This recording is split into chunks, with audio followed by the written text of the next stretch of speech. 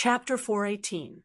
For a moment, the sound of glass shattering suddenly came from the pitch-black sea and sky. It was as if a naughty child had thrown a stone in the middle of the night. It was as if the eternal darkness above the sky had been torn apart. There should not be a sky here, because above their heads was an endless abyss and a bottomless hell. But now there was a blazing light shining from the deepest darkness and falling. In an instant, it pierced through the sea and the sky. It tore everything apart. The belated whistling suddenly burst out, and endless flames appeared from an unknown depth, roaring towards the present hell, the border, and the present. Beams of flame light pierced down one after another, deeply wedged into the surface of the sea, almost touching the bottom of the phenomenon. In the end, the entire surface of the sea was covered by light. The light was like a forest. A mournful wail exploded out of nowhere. It pierced everyone's eardrums and tore everyone's consciousness, as if it wanted to imprint the pain into every soul. In the reflection on the surface of the sea, the squirming darkness had been nailed to death by countless light spears. Viscous blood spurted out from the surface of the sea in an unscientific manner, turning into a reverse waterfall. The stench of blood spread, bringing with it countless nightmares and rotting mold. The darkness was twitching. It struggled with difficulty. It wanted to escape, but it could no longer move. At the last moment, it used all its power to reach out its tentacles, wanting to touch the edge of the Stellaris. It was only a hair's breadth away. There, all connections with it were cut off. It was destined to be unable to board this escape train, and it would usher in its tragic end in the sea. Dozens of kilometers away, on the inspection ship, the bearded sailor holding the railing raised his binoculars and stared at the tragic scene in the distance. This is the Egret, requesting an air strike. He raised the walkie-talkie and said, "Please stand by and be prepared to observe." Soon, a report with the sound of electric currents sounded from the walkie-talkie. "This is Lone Wolf. Liftoff complete. Stand by." "The enemy is due south of the Stellaris," the sailor said in a low voice. "The weather is cloudy, and the waves of the endless sea are level 3. We can attack." "Roger that," a short whisper came from the walkie-talkie. 3 seconds later, something huge swept past the dark sky and was illuminated by the flames for a moment. It rose from the faraway hell, threw something down, and returned it. In the silence, there was another explosion that tore through everything. Along with the terrifying wave, it swept in all directions, and the shrill screams became louder and louder. The rotten dream, Queen struggled with great difficulty. Witness complete. Attack effective. Lone Wolf, one more time. Got it. The 4th decision room of the Asian Territory Command was silent. In the sharp, busy tone, AI Ching hung up the direct line of the Asian Territory Command expressionlessly. There was no need for any explanation. The moment the communication was cut off, she knew what had happened. Even if the crisis was still unknown, she still accepted this surprise from hell at the first moment. In the silent commander's room, she pondered for a moment, reached out and took out a metal box with cigarettes, a phone, a pistol, and finally, a matchbox from her pocket. The small matchbox opened, and there were only 3 slender matches inside. Even if she didn't have the urge to smoke, she still took out the 3 warning signs issued to her and placed them on the table. The first question was the current situation of the command center. She lit the match. In the rising flames, the phantoms of explosions and mutilated corpses appeared. The flames flashed for a moment, then extinguished without wind. Her heart sank. The second question was what would happen on the Stellaris next. She lit the second match. The flames rose again, and she saw the mountain-like train shrouded in shadows. Then it collapsed in the turbulence, turning into countless fragments that scattered in the sea. It disappeared. The flames burned out, burning her fingertips. She let out a long breath, maintained her composure, threw the burned-out match into the trash can, and picked up the last one. The third question was, where did the enemy come from? But this time, the match couldn't be ignited. Even when she scratched the phosphor paper, not a single spark dared to jump out. But this was also a kind of hint. The things that couldn't be exposed by the warning signs were categorized into different categories and recorded in the usage manual. As long as she analyzed it carefully, in the silence, there was a sudden and unsettling knock on the door. It was a rhythmic knock 3 times. Then, a wisp of mist slowly flowed in through the crack of the door, turning into the appearance of a skinny man. Under his gray hair, his green eyes were frighteningly bright. It was as if leading to a nightmare. "Nice to meet you, madam." The man named Mirando gracefully put his hand on his chest and greeted her. "May I know your name?" After a short silence, Ai Ching threw away the match in her hand and asked coldly, "Where's Yaten?" The guard at the door? Mirando thought for a moment and smiled. "He's asleep, and the night is calling him. I guess it's my turn next, right?" Ai Ching raised her eyebrows slightly. She reached out and picked up the pistol on the table.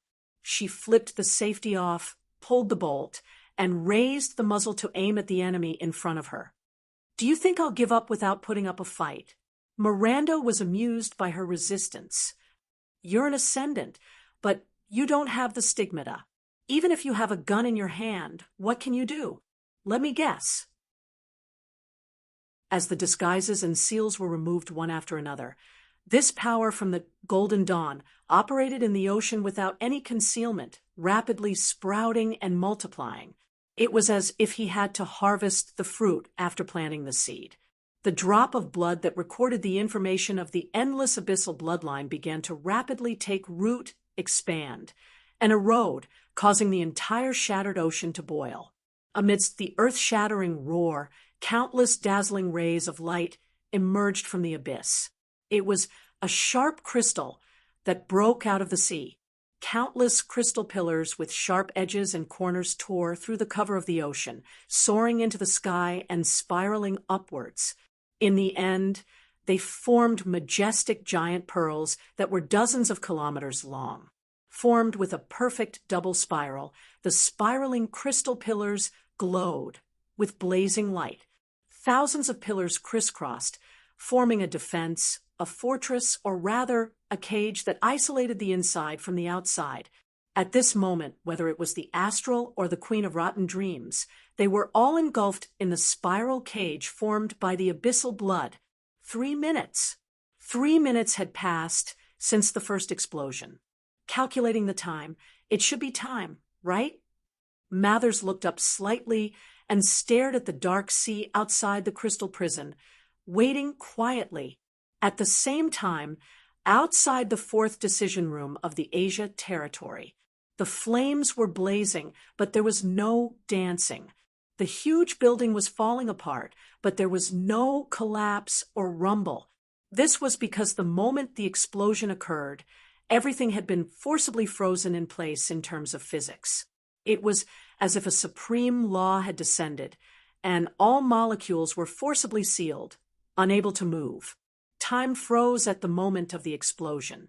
A translucent projection appeared in the void, looking up at the scene of the explosion. He nodded and turned to the rescue team that had rushed over.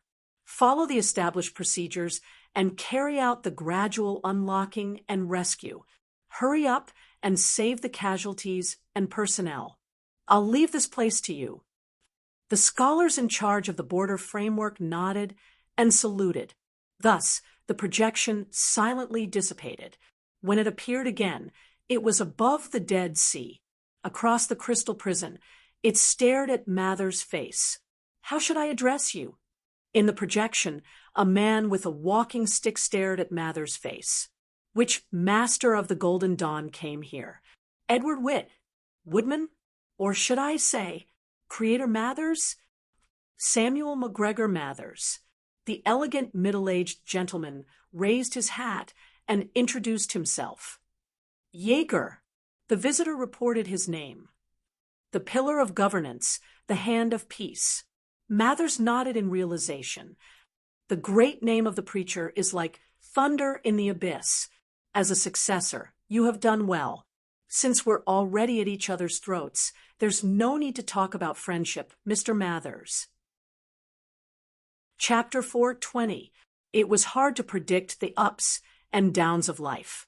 Huaishir was still immersed in the joy of having a great harvest just now, but Beelzebub's next step made his heart sink to the bottom.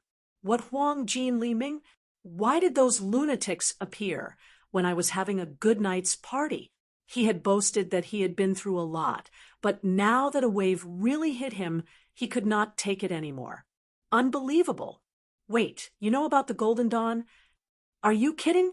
If it wasn't for those traitors and the Utopian Nation War, Kingdom of Heaven wouldn't have been blown up, Beelzebub urged. Hurry up and run. I'm not afraid of death with a stupid book, but Big Brother, you have the Book of Destiny. If those traitors see you, you're dead for sure. Hurry up and run. Boom. Accompanied by the roar from afar, an ear-piercing alarm suddenly sounded from inside the astral ship. Beelzebub's crazy messages stopped abruptly. What's wrong? Huaishir was stunned. Why aren't you talking? It's too late. We can't run anymore. Big Brother, let's go and eat something good. Can't you say something nice? Huaishir rolled his eyes. He finally felt the feeling of death gradually rising from the depths of his consciousness. It seemed to be hovering around him, making him breathless, especially that black-hearted woman, Crow, who knew where she had run off to play again. She left him to face this mess alone, weak and helpless. He felt uneasy. Luckily, he had called for reinforcements. Otherwise, he would not even know how he died this time. At this moment, Huaishir was extremely thirsty for power. Time is tight. Let's not chat today. He hurriedly asked Beelzebub, what can you do? You can't even tell? A long string of speechless ellipses flashed across the cover of Steel Technique. After expressing its attitude towards Huaishir's short-sightedness, it proudly stated its superpower in large, bold, and bold words. I can speak. Huaishir took a deep breath and tried to keep his smile from twisting. What else? Apart from that, I also know more than 300 segments of Guanko, talk show, mono crosstalk, and selected storytelling. Beelzebub proudly said in Huaishir's consciousness, if you don't believe me, I'll tell you a part of Tonglin. Orton used to love listening to this when he was driving. I'd better send you to see Orton. Huaishir smiled, reached out, opened the car window, and grabbed the Book of Steel, intending to throw it out. Don't, Big Brother. I was just joking. Beelzebub immediately panicked. Be careful, be careful. Look outside. As he spoke, the sea in the distance shook. Sharp crystal pillars broke out of the sea with a roar, causing Huaishir to be dumbfounded for a while. It was only after a huge roar that he came to his senses. He seemed to have accidentally come to the set of the Immortals fighting again. What the F***CK is this? Huaishir wanted to flip the table. There was no need for Golden Dawn. Any one of them could just lift their leg and step on them, and they would be done for, okay? Mr. Fan, are you there? Huaishir raised his hand and looked at the bracelet that was given to him. He began to hug his leg, skillfully. What happened? The coach's office was attacked. Currently, it's estimated to be Goodnight Society's main priest, Mirando. Ms. A.I. Ching is fine. Andrea is on her way to help, but Amazon is injured and has fallen into the rotten dream. Yenshir reported concisely. Currently, I'm taking over the command. The emergency response measures have been activated. Please go to the shelter immediately to maintain order. You'll be in the first echelon of evacuation. By the way, something might have happened to your friend." In the projection, Yuan Zhao slowly opened his eyes. His eyes were blood red, and his arms began to mutate inch by inch. "Damn, little brother, why are you so unlucky?" Huaishir was dumbfounded. Without hesitation, he ran toward Group 8. In the hallway, a team of Iron Legion soldiers was already in position. They directly surrounded him and ran toward Fallout Shelter number 7. With the transmission track and ejection device, they landed at the bottom of Stellaris in a dozen seconds. Fallout Shelter number 7 was also the ejection evacuation center in emergency situations. At this moment, the inside was already in chaos. Hundreds of passengers instantly turned into erosive species under Mirando's catalysis. They began to hunt and kill freely in the crowd. Even though there were many ascendants present, the situation still quickly went out of control, until Huaishir and the Crystal Lattice squad kicked open the door of the Fallout Shelter.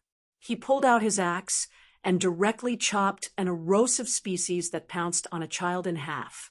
Huaishir directly threw the child in the pool of blood on the ground. He didn't have time to care if the child was traumatized from the shock. The spear of compassion appeared in his hand, and he swung it horizontally. The scent of irises spread out along with a faint fragrance, causing the legs of the passengers who wanted to rush out to the front to turn to jelly. Then, Huaishir pulled out his pistol and directly pulled the trigger at the ceiling. "Astronomy will save you. Don't move." In the roar, the chaotic crowd quieted down for a moment. Then, the Iron Legion soldiers behind Huaishir knelt on the ground, raised their guns, and pulled the trigger at the erosive species in front of them. A round of clean fire took out more than 40 of the corrosive species. After ruthlessly kicking the passengers in front of them to the side, they began to suppress them with an iron fist. If they encountered any passengers that were transformed into erosive species, they would directly kill them. If the transformation was not completed, there was still a possibility of rescue. They would break the legs and feet, add a tranquilizer, and drag them to the back. In just a few minutes, the thousands of people in the shelter had quietened down. There were no longer any strange sounds coming from them, except for Yuan Zhao's sharp screams in the corner. There was also a low sound like a rubber ball being bounced.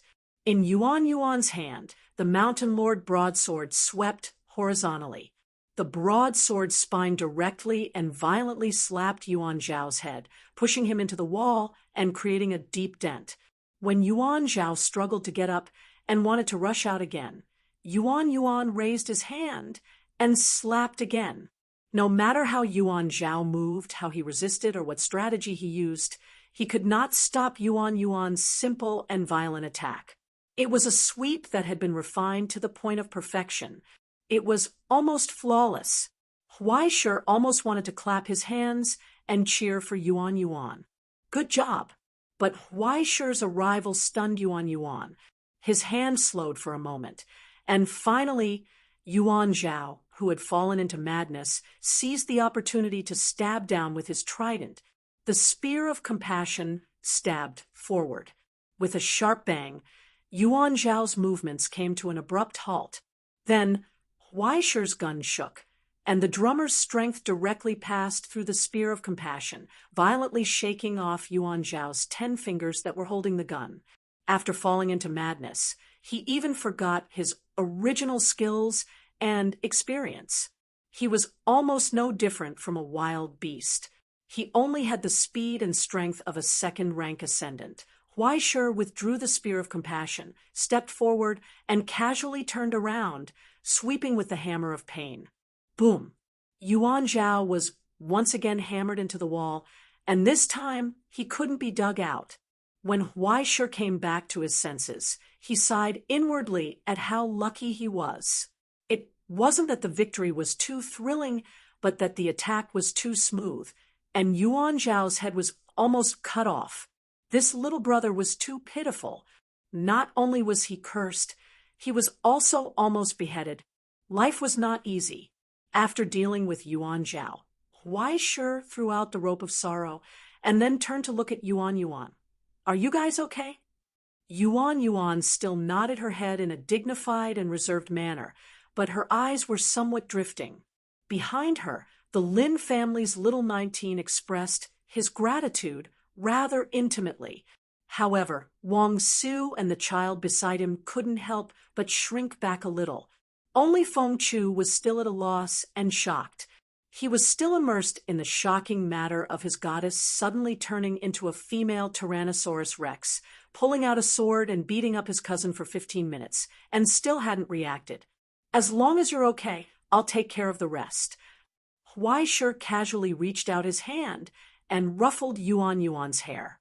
After doing so, he realized that his actions weren't quite right, and he awkwardly withdrew his hand. Sorry, it's fine. Chapter 421. Huai Shi, Yuan Yuan, Yuan Zhao. In the awkward silence, Yuan Zhao looked around as if he had just woken up from a dream, not knowing what had happened. What's wrong? He looked at Huai Shi blankly. Why am I tied up? Why does my face hurt so much? Did someone beat me up? And why is everyone looking at me? Well, it's a long story. Huai Shi looked away awkwardly, and then quietly kicked the broken figurine hidden behind him a little further away. You were just eroded by the rotten dream, and then, in order to save you, everyone tried everything. I have an impression of it. Yuan Zhao's face was pale. It was like a nightmare.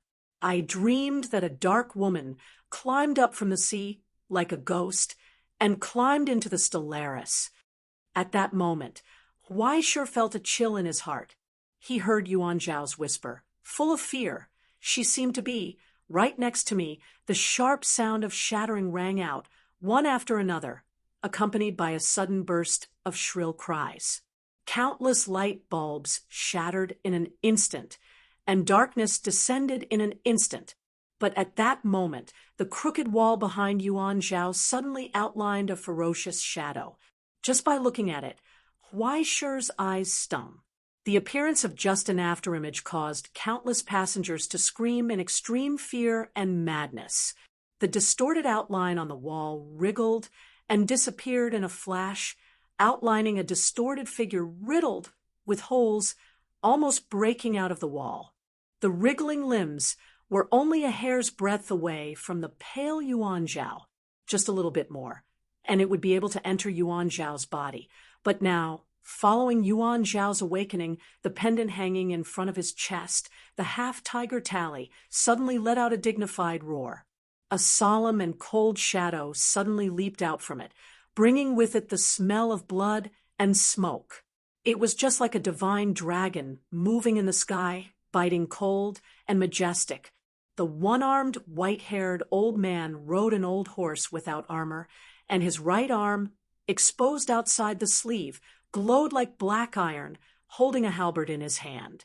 When he raised his eyes, there was a divine light like lightning. As Tiger Tally roared, the halberd in his hand slashed down and swept across, drawing a line. This line became heaven abyss. A chilling aura flowed out from the tip of the halberd, brazenly clashing with the strange palm. Not only did the halberd push back the limb, it even left a terrible wound on it. A wisp of darkness suddenly rose from Yuan Zhao's arm and dissipated with a shriek.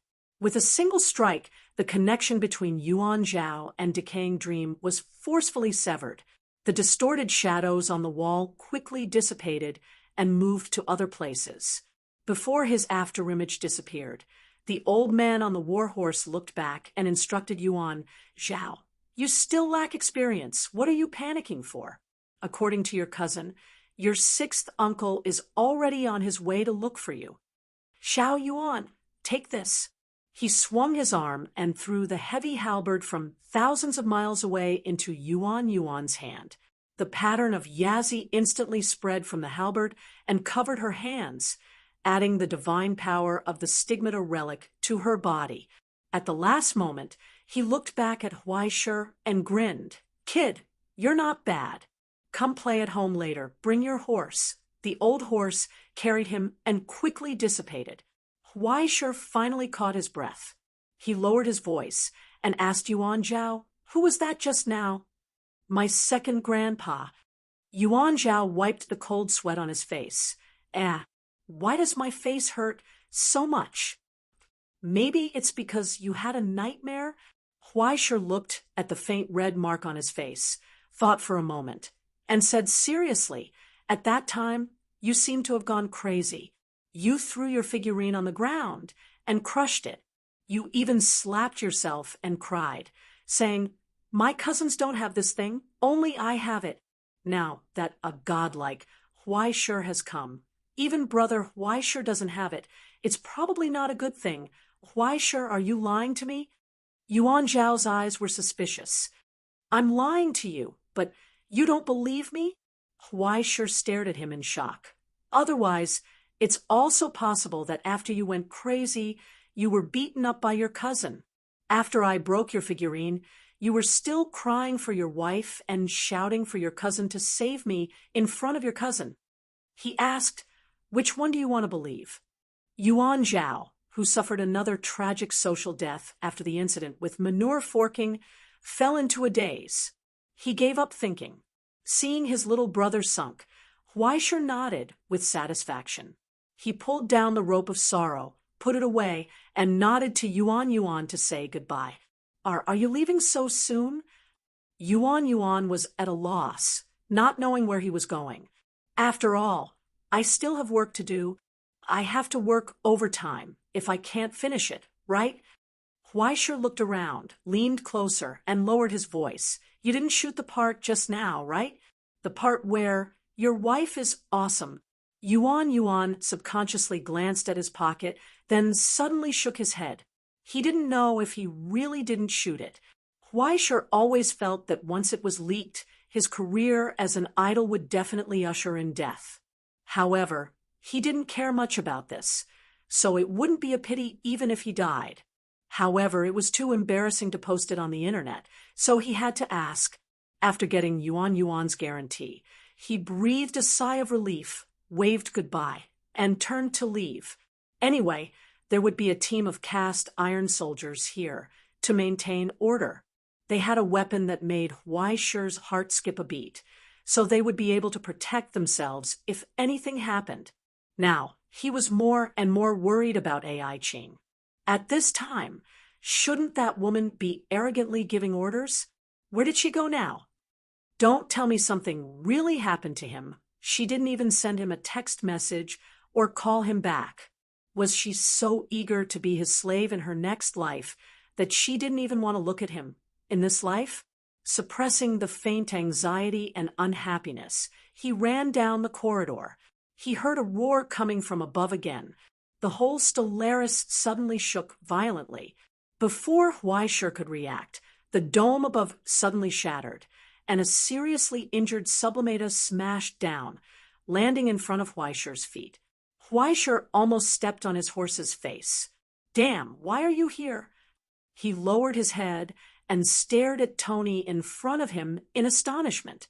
After the horse's face, a lot of blood flowed out. Tony coughed violently and sighed helplessly. "It's a long story.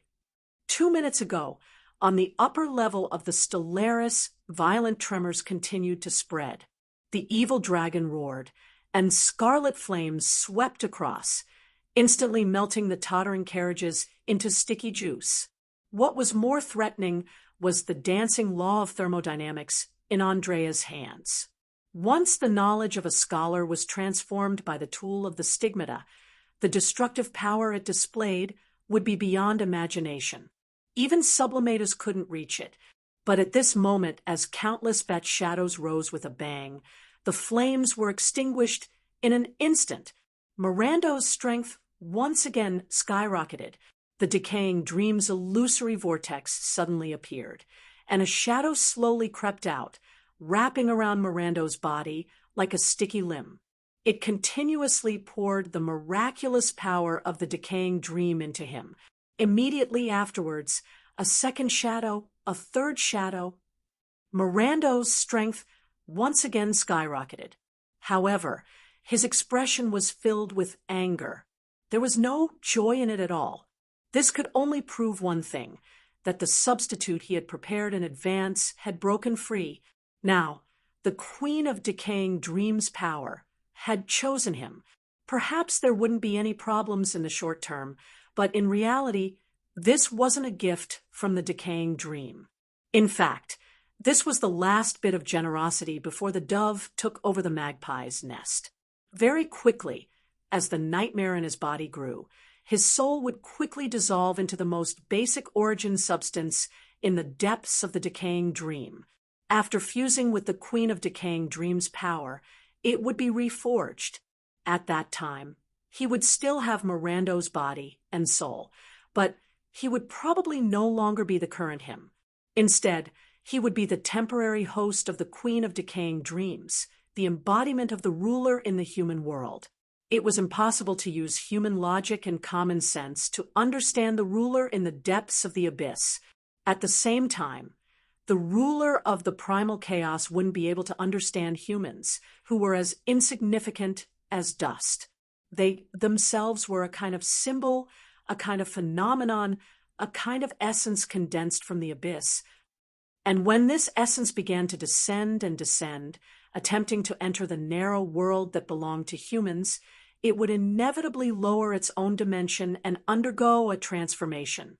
It would appear as a human. At that time, Mirando's body would become the Queen of Decaying Dreams' temporary body, and his soul would become the narrow vessel that the Queen of Decaying Dreams would appear in when she descended into the mortal world.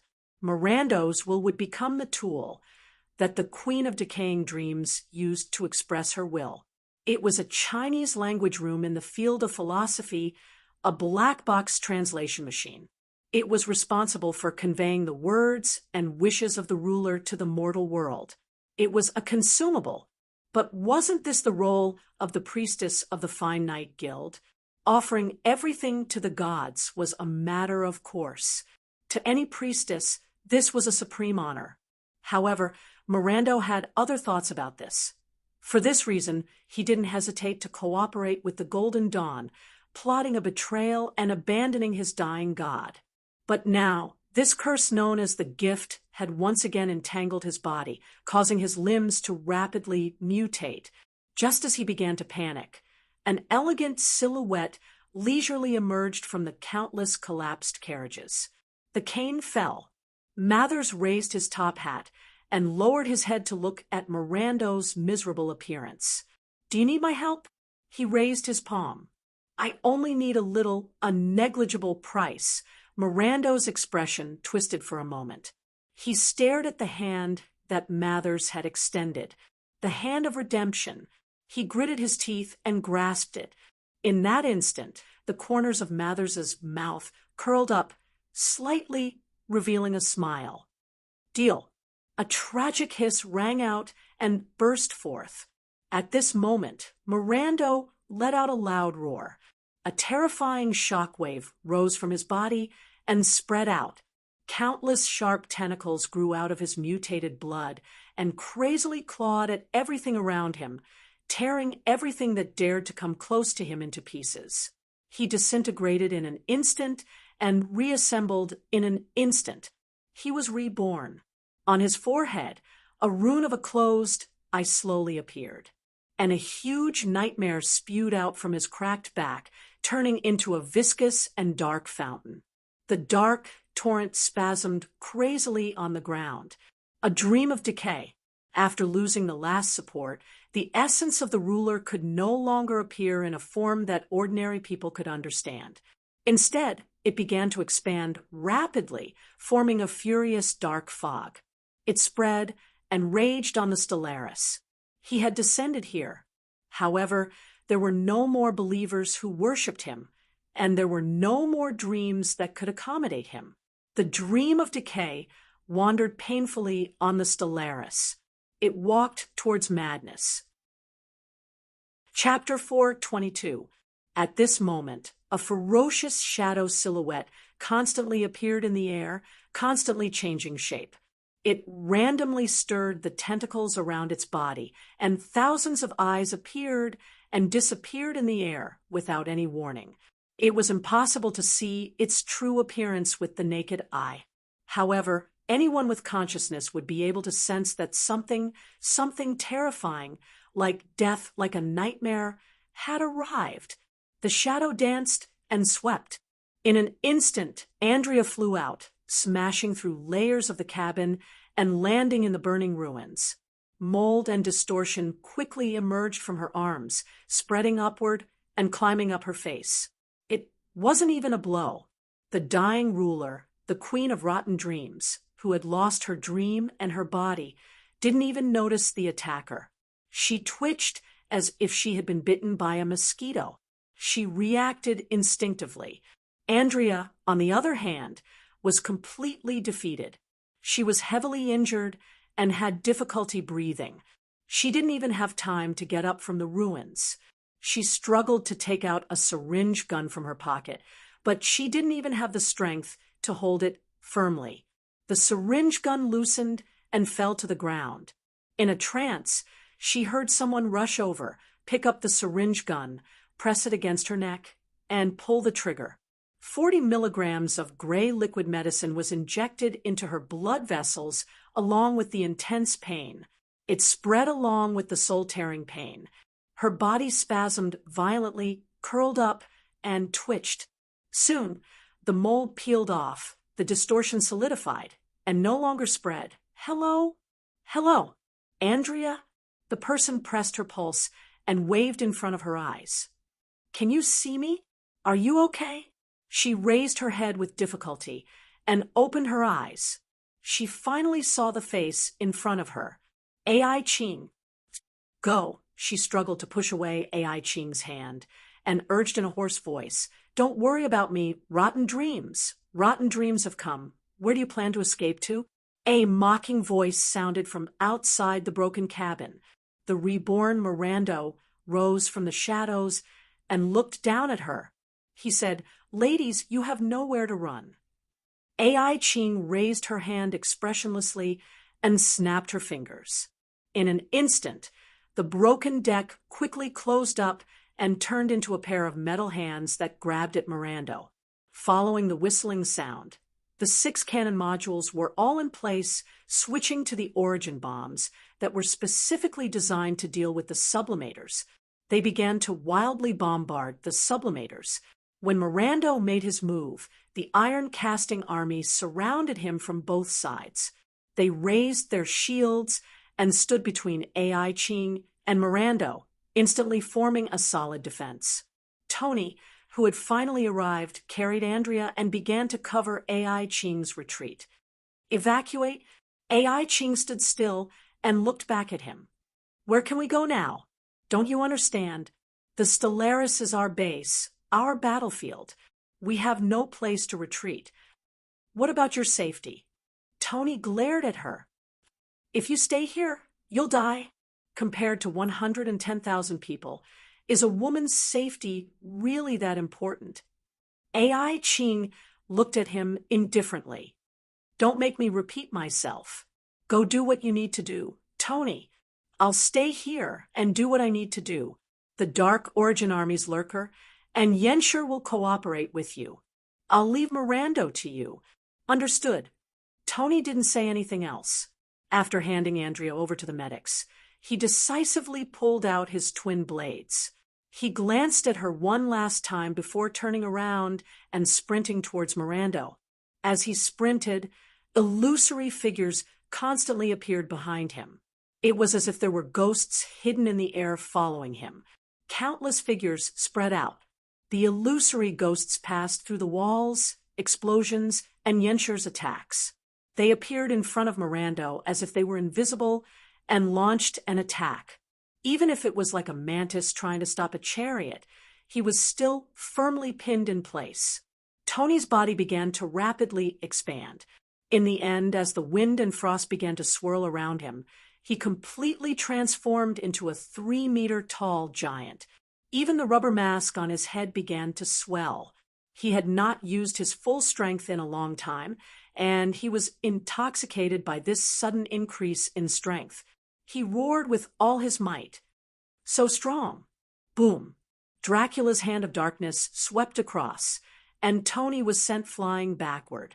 The dual blades in his hands were shattered, but then the frost giant climbed up from the ruins, and the crack in his chest quickly healed under the spreading frost. It was as if he was immortal. His eyes emitted a burning red light, and he roared as he charged towards the invincible enemy once again.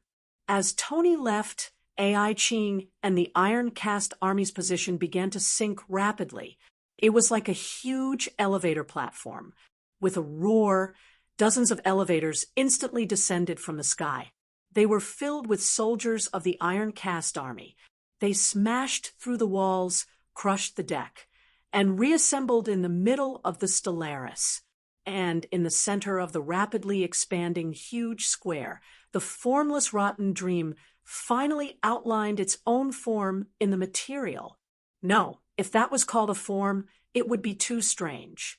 Under the blazing light of dozens of searchlights, it was actually unable to disperse the strange shadow that lingered in the center.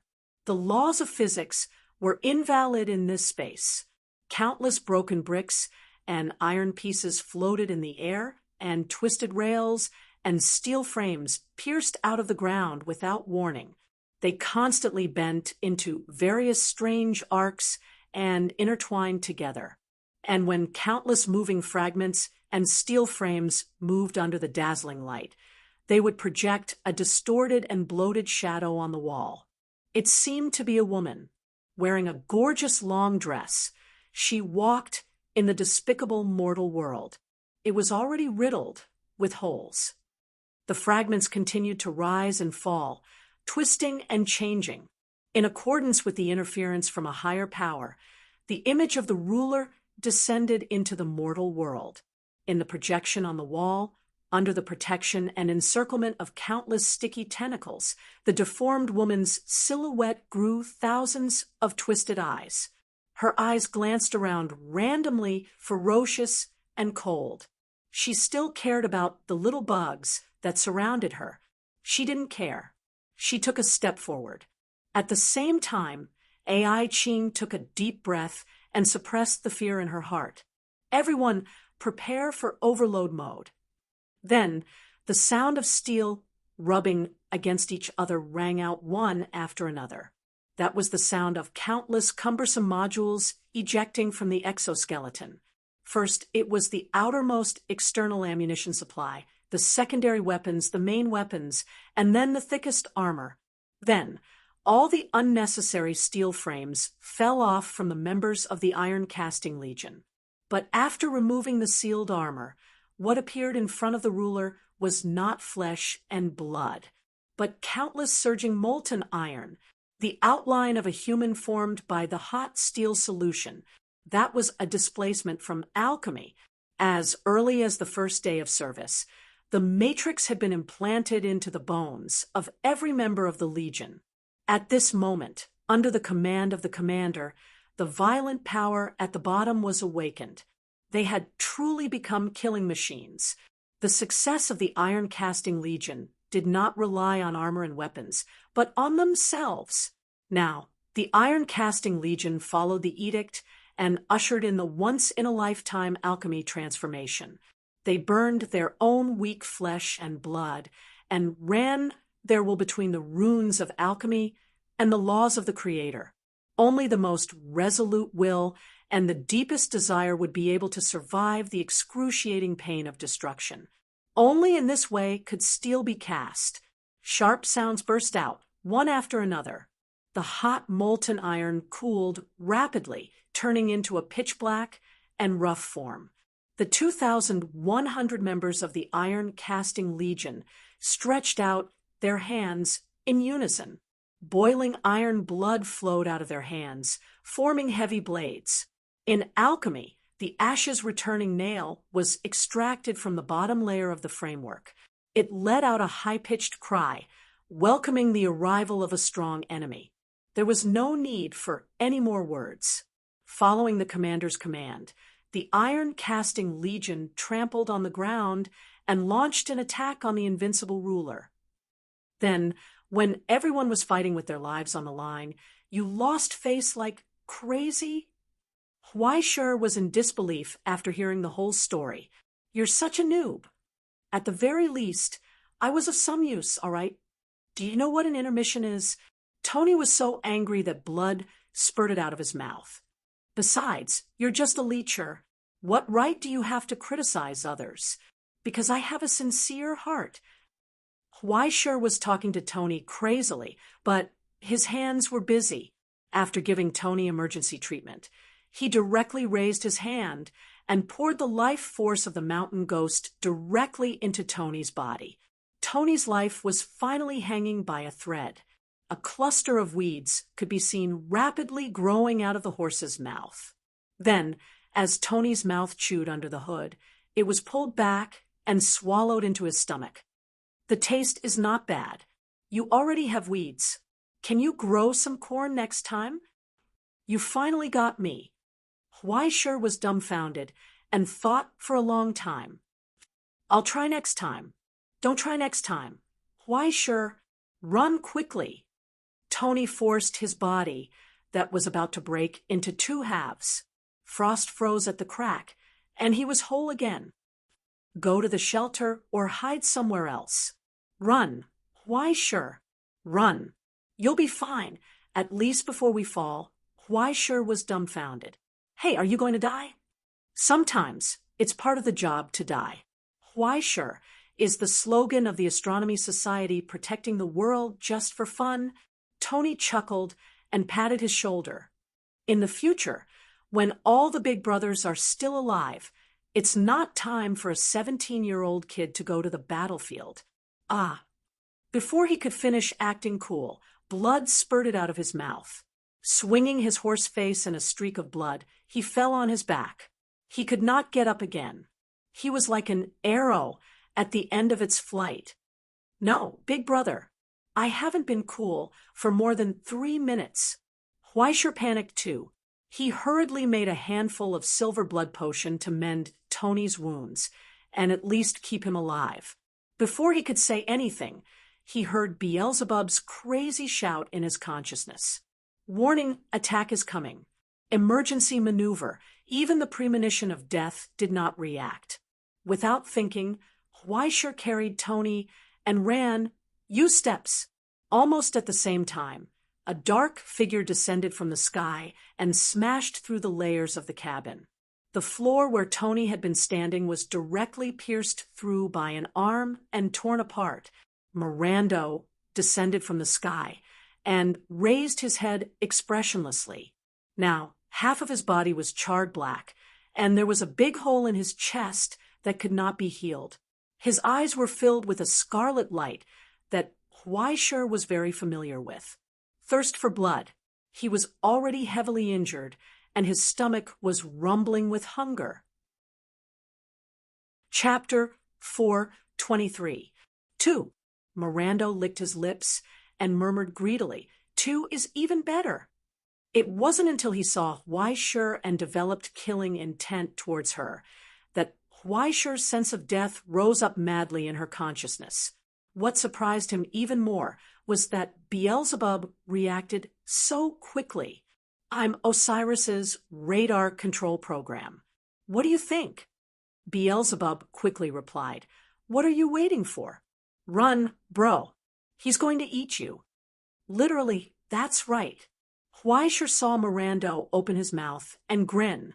Sharp canine teeth slowly grew out, and Dracula's shadow spread in all directions. Run to the east. Yenshur's cover is taking shape over there. There's another team rushing here. Go, go, go! Without hesitation, Huaishur began to change his strategy. Run. Behind him, a dark torrent swept over. Huaishur only saw a blur. Instantly, a slender figure appeared from the darkness and appeared in front of him. Its wriggling limbs swept across. It was like a sharp blade slashing. Damn, I almost forgot that this bastard can teleport.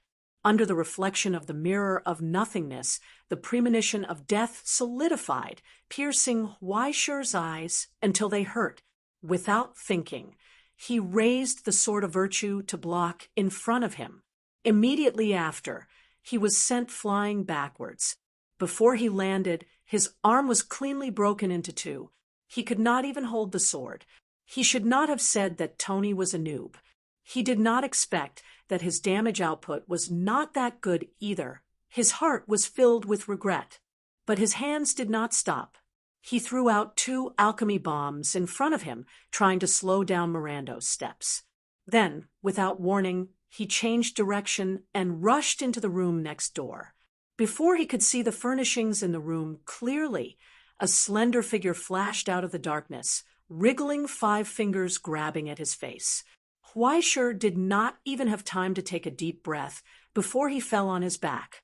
Iron Bridge. He felt that his waist was about to break. He almost threw Tony to the ground, too. "Behind you."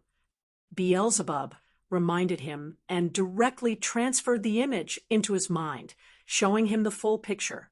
Behind Huaishi, in his shadow on the floor, Mirando's pale face suddenly appeared. He raised his hand and stabbed at the nearby Huaishi. This time, Huaishi didn't care about his own movements. He suddenly rolled to the side like a dog, narrowly avoiding the attack. Mirando became even more furious. 4 times in a row, he missed all 4 times. It was as if he was facing a damned claw machine. He couldn't care less about preserving Huaishi and the others.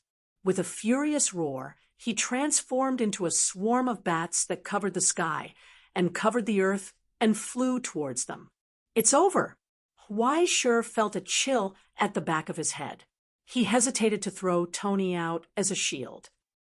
He screamed sharply, covered his badly damaged face, and looked angrily at Huaishi. Then he saw the pistol in his hand that had been burned red. What was that thing? He couldn't hide his fear.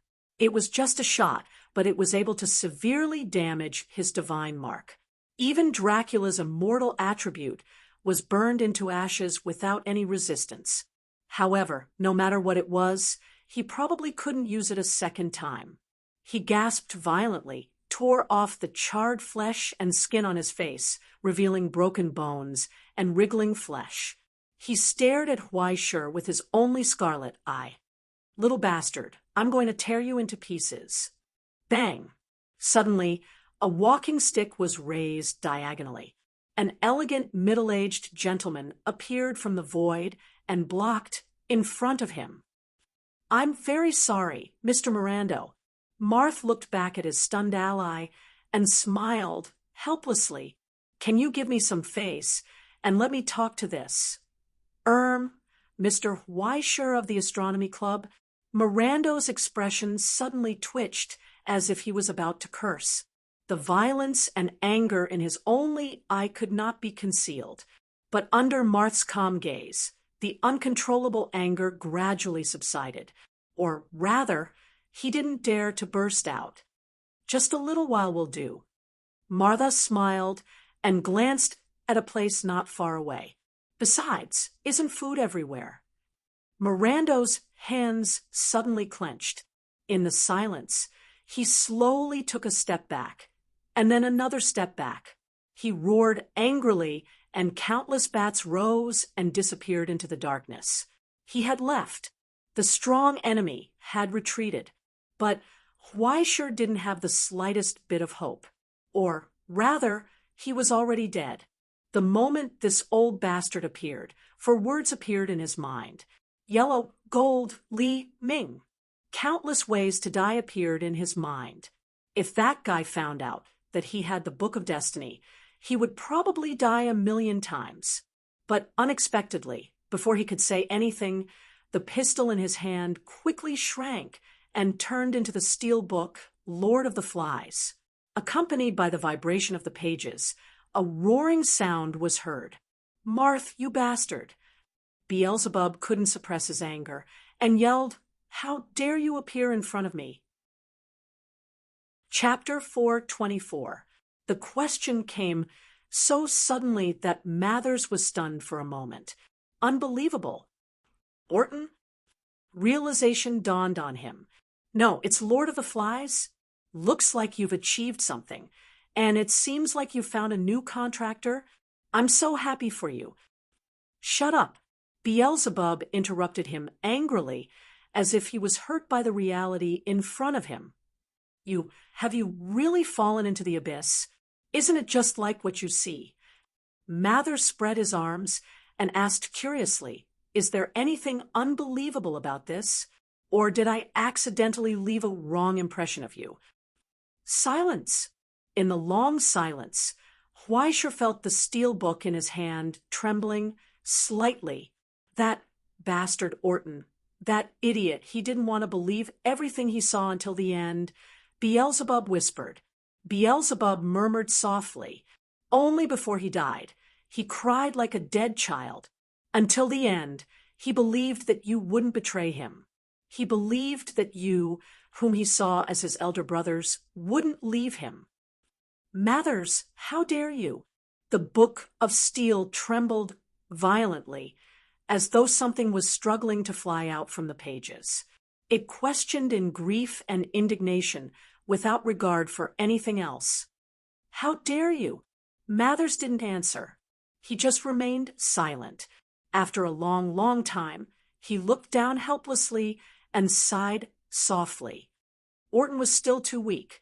He sighed with pity. He's always been like this. He always makes people sad, just like a child. He'd rather wait for death with his sweet dreams than face the truth. Face your mother's leg. Beelzebub scolded. You idiots still have the face to claim that you're righteous.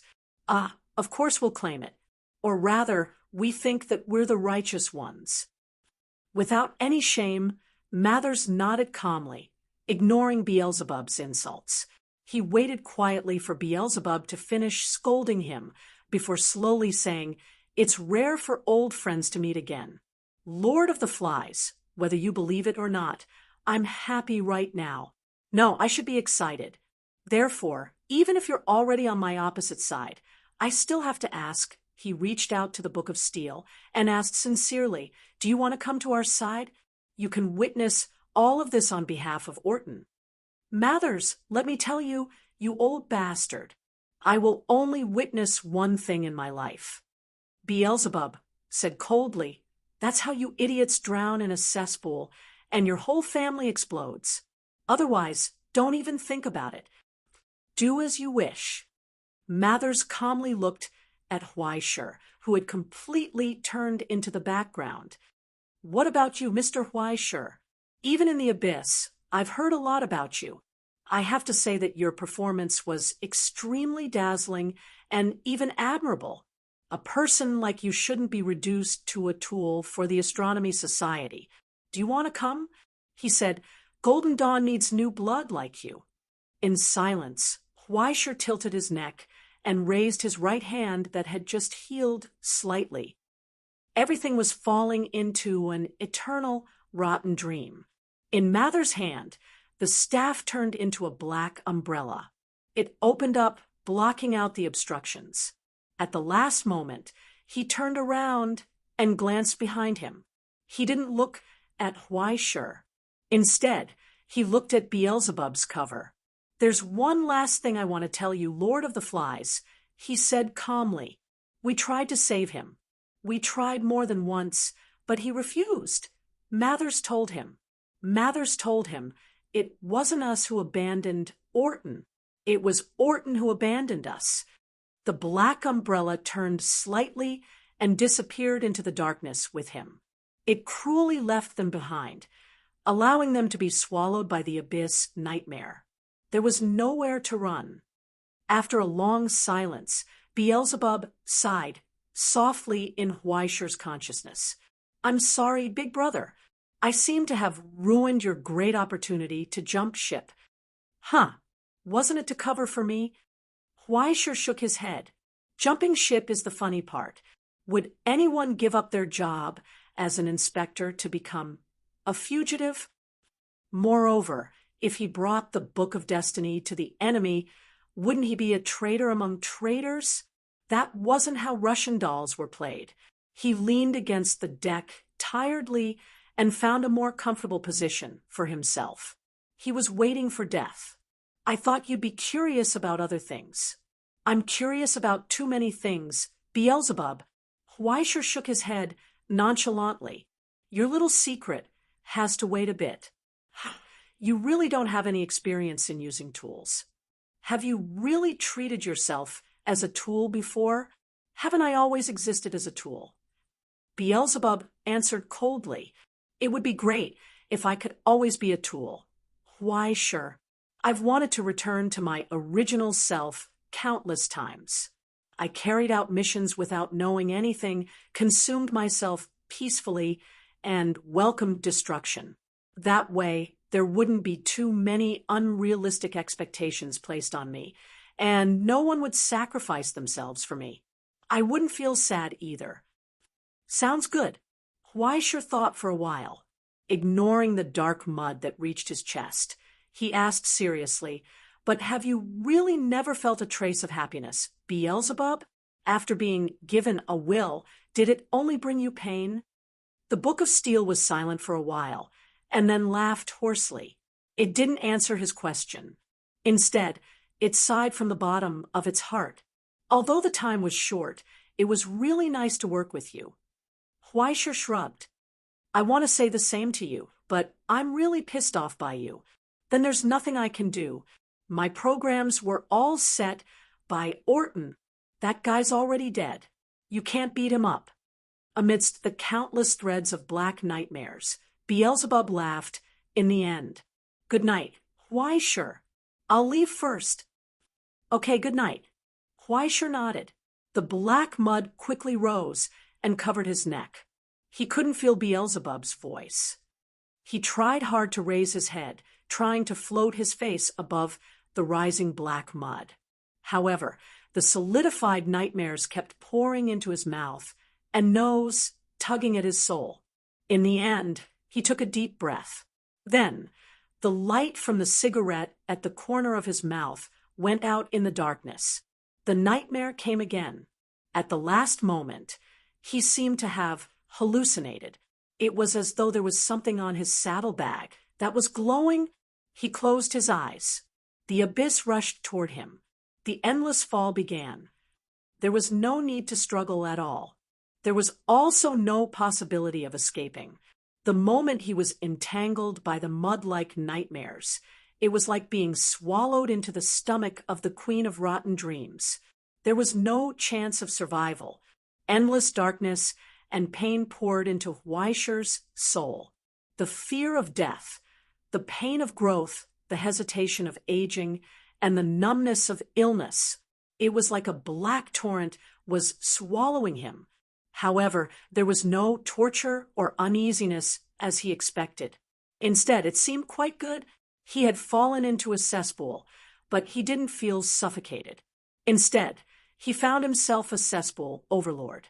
This strange experience made Weisher feel that something was wrong. However, not long after, he was completely pulled into the deepest level of the rotten dream. He fell into the hell dream of the Stellaris. He fell to the ground. The barren land, the gray sky, and no pleasant colors could be seen. There was only the wind of withering and the flesh tentacles on the dry ground that were constantly expanding and extending like veins. The endless torture had only just begun. But before that, around him, countless walking corpses who had been lost in the rotten dream turned their heads and looked at Weisher ferociously. In the darkness, Mirando's ferocious face slowly emerged. He grinned at Weisher. What a coincidence. He stared at Weisher's face with resentment. We meet again. Weisher subconsciously took a step back and wanted to pull out his weapon, but he found that he couldn't find his equipment here. He could only hope. He raised his hand and said, seriously, sorry, I'm sorry. You might have mistaken me for someone else. I actually have a twin brother who looks similar to me, but he's despicable and morally corrupt. He must have offended you." As he spoke, he looked left and right, trying to find a way to escape. But he found that the surroundings had long been sealed off by the walking corpses. There was no way to escape. "Ha, are you afraid?" "Ha ha." Miranda laughed mockingly, stirring up the darkness and pressing forward step by step. "Don't worry, I said I would tear you into pieces, but I've changed my mind now. After all, here, it's hard for you to die even if you want to." In an instant, dozens of hands of darkness whizzed over, penetrating Huaishe, tearing him apart and lifting him into the air. Chapter 425. First, it was a punch, then another punch. The dust that blotted out the sky, and the sun rose in the hurricane. Bahamut grinned and grinned happily. He raised his claws, and in an instant, countless steel multiplied from the sharp scales. Triple drummer, thunderbolt. As the punch landed, the ground within a radius of 10,000 miles sank down instantly. Countless tentacles of flesh and blood that were hiding underground were blown up by this simple punch. Then he closed his claws, clasped his 8 fingers, and aimed at the wailing and squirming darkness below like a volleyball. Triple thunderbolt, collapse of the sky. Underground fire burst out, and thousands of miles of lava turned into a rainstorm that rushed into the sky, and then fell from the sky. This was a trick that she had secretly learned from Luoxian. With Huaishe's unreasonably large body, she was finally able to use it. Even though she was not even at the beginner level, her explosive power was still several times stronger than before. It was just like a falling star. When Huaishe slowly moved his claws away, the scales on his palms had already cracked, and the darkness under his palms had disappeared without a trace. The state of Dracula, the imprint of the miracle, was directly shattered by this crisp punch.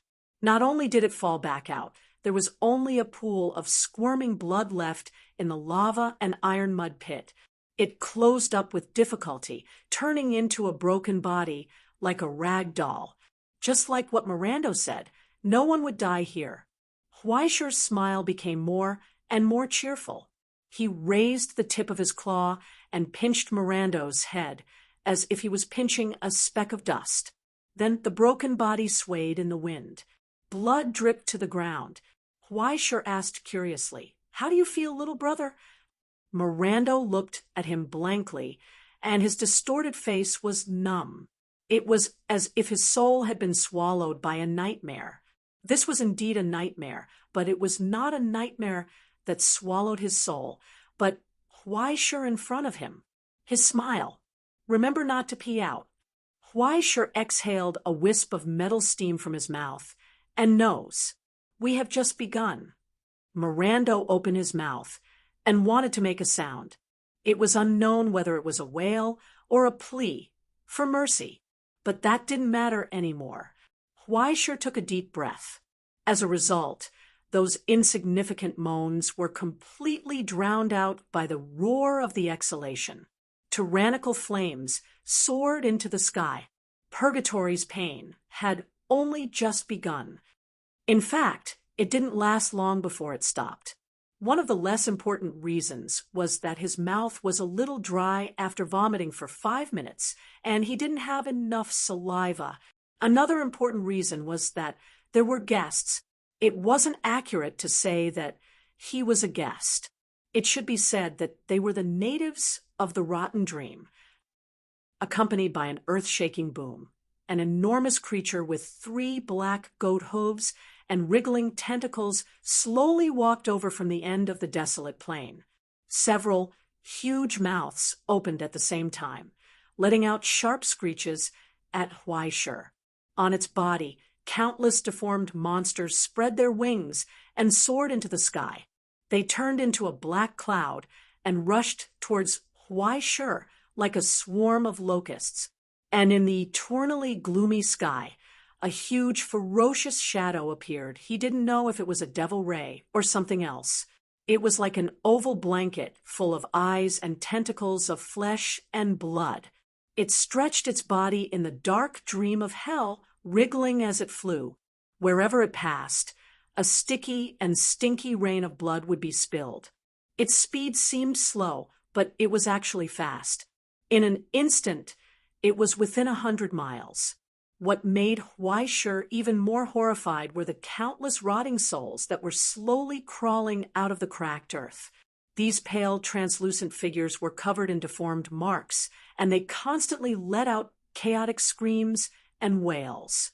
When they collided with each other, they stuck together and crawled on the ground like earthworms or staggered as they walked. Countless faces, filled with pain and hatred, looked up and stared at Huaishur. They raised their hands and wanted to pull him into the darkness of the rotten dream. It was the residue left after the rotten dream digested countless times. Those victims would sooner or later become like this after falling into a nightmare that they couldn't wake up from. Eternal torture and pain, with no release. When the countless rotten souls stuck together, they became worm-like things. They constantly split out tentacles and wanted to entangle Bahamut's body. And at the end of the sky, a huge shadow appeared. One could vaguely make out the outline of a human. However, they had three completely different faces: a woman with a hideous grin, a child in pain, and a charred ghost face. Their 5 hands were holding various instruments of torture dripping with blood, and they were looking hungrily at Huaishur. It seemed to be thinking about how to entertain this guest. It made Huaishur feel a strong sense of danger. "This is your reinforcements." He lowered his head and looked at the remains of Miranda between his fingernails. He asked curiously, "Aren't you going to introduce them?" "You're dead, kid. The predators in the rotten dream have been alerted by you." Black. Miranda's single eye that was slowly healing was full of mockery and venom. "Even if I don't know what you are, you'll definitely fall into a situation 1,000 times worse than mine. In this hell where you can't die even if you want to, you'll pray that the day the world ends will come soon." Crack. Huaishur's fingers accidentally used a little strength and broke his waist. Then molten iron dripped down and covered his hideous face, causing his hideous expression to become sluggish. "Although I don't know what will happen to me, I don't think they'll have the time to care about you." Huaishur's movements were swift. He carefully stabbed a small sacrificial knife into his body, fixing him firmly in the gradually solidifying iron. Then he pasted layers of rapidly solidifying iron on the outside, quickly kneading it into a round iron egg. "You'd better pray that I can win later and remember to come back to you. Otherwise," before the last iron plate was covered, Huaishur grinned and smiled at him. "Otherwise, you'll stay here alone for the rest of your life." Bang! In Miranda's scream, the 2 iron plates were welded together. In the end, Huaishur threw him under his feet. After 2 more stomps, he disappeared without a trace. It seemed that this coffin was very successful. He really hoped that the person who used it would give him a good review. Next, Bahamut slowly raised his mountainous head and looked at the enemies around him. He grinned happily. "Let's begin." Before his voice died away, his wings suddenly spread out. The wings that covered the sky set off a frenzied hurricane, pulling his body into the sky. Then he smashed down again like a falling star. Pulling the blood-colored devil ray that looked like a carpet, it landed in the deep pit. He raised his foot and stepped down. "Use steps." His foot stepped right on the roots of its 3 tails that were entangled with flesh and blood, almost completely flattening them. A high-pitched and shrill scream spread out. The carpet-like monster made of twisted flesh and blood quickly twitched. Blood spurted out. Then it suddenly raised its body and opened several huge mouth parts in its open abdomen. Thick tentacles stretched out from them and wrapped around Huaishur's body. Then it frantically extracted Bahamut's blood. The premise was that the sharp suction cups on its mouth parts could break through the scales on Huaisher's body and the tempered skin that was comparable to armor below. Naturally, it was useless. Huaisher directly raised his claws, grabbed a tentacle, and then pulled it out with a hiss. He wanted to see how long this unlucky thing's tongue could stretch out. In fact, it was quite long. Huaisher pulled out for several kilometers and still had not finished. It seemed that he could continue to pull, but he had lost his patience. He irritably tore off the carpet of flesh and blood on his body, then violently pulled the tongue and tied it into a thick bundle. It was almost impossible to tie it up. It was too thick. Huaisher raised his foot and stomped down twice. Finally, he squeezed out enough space. He suddenly pulled in the flesh and blood tentacles, and then quickly tied a dead knot. This time, it looked much more pleasing to the eye. It was just a carpet that looked like a murder scene that was constantly dripping blood.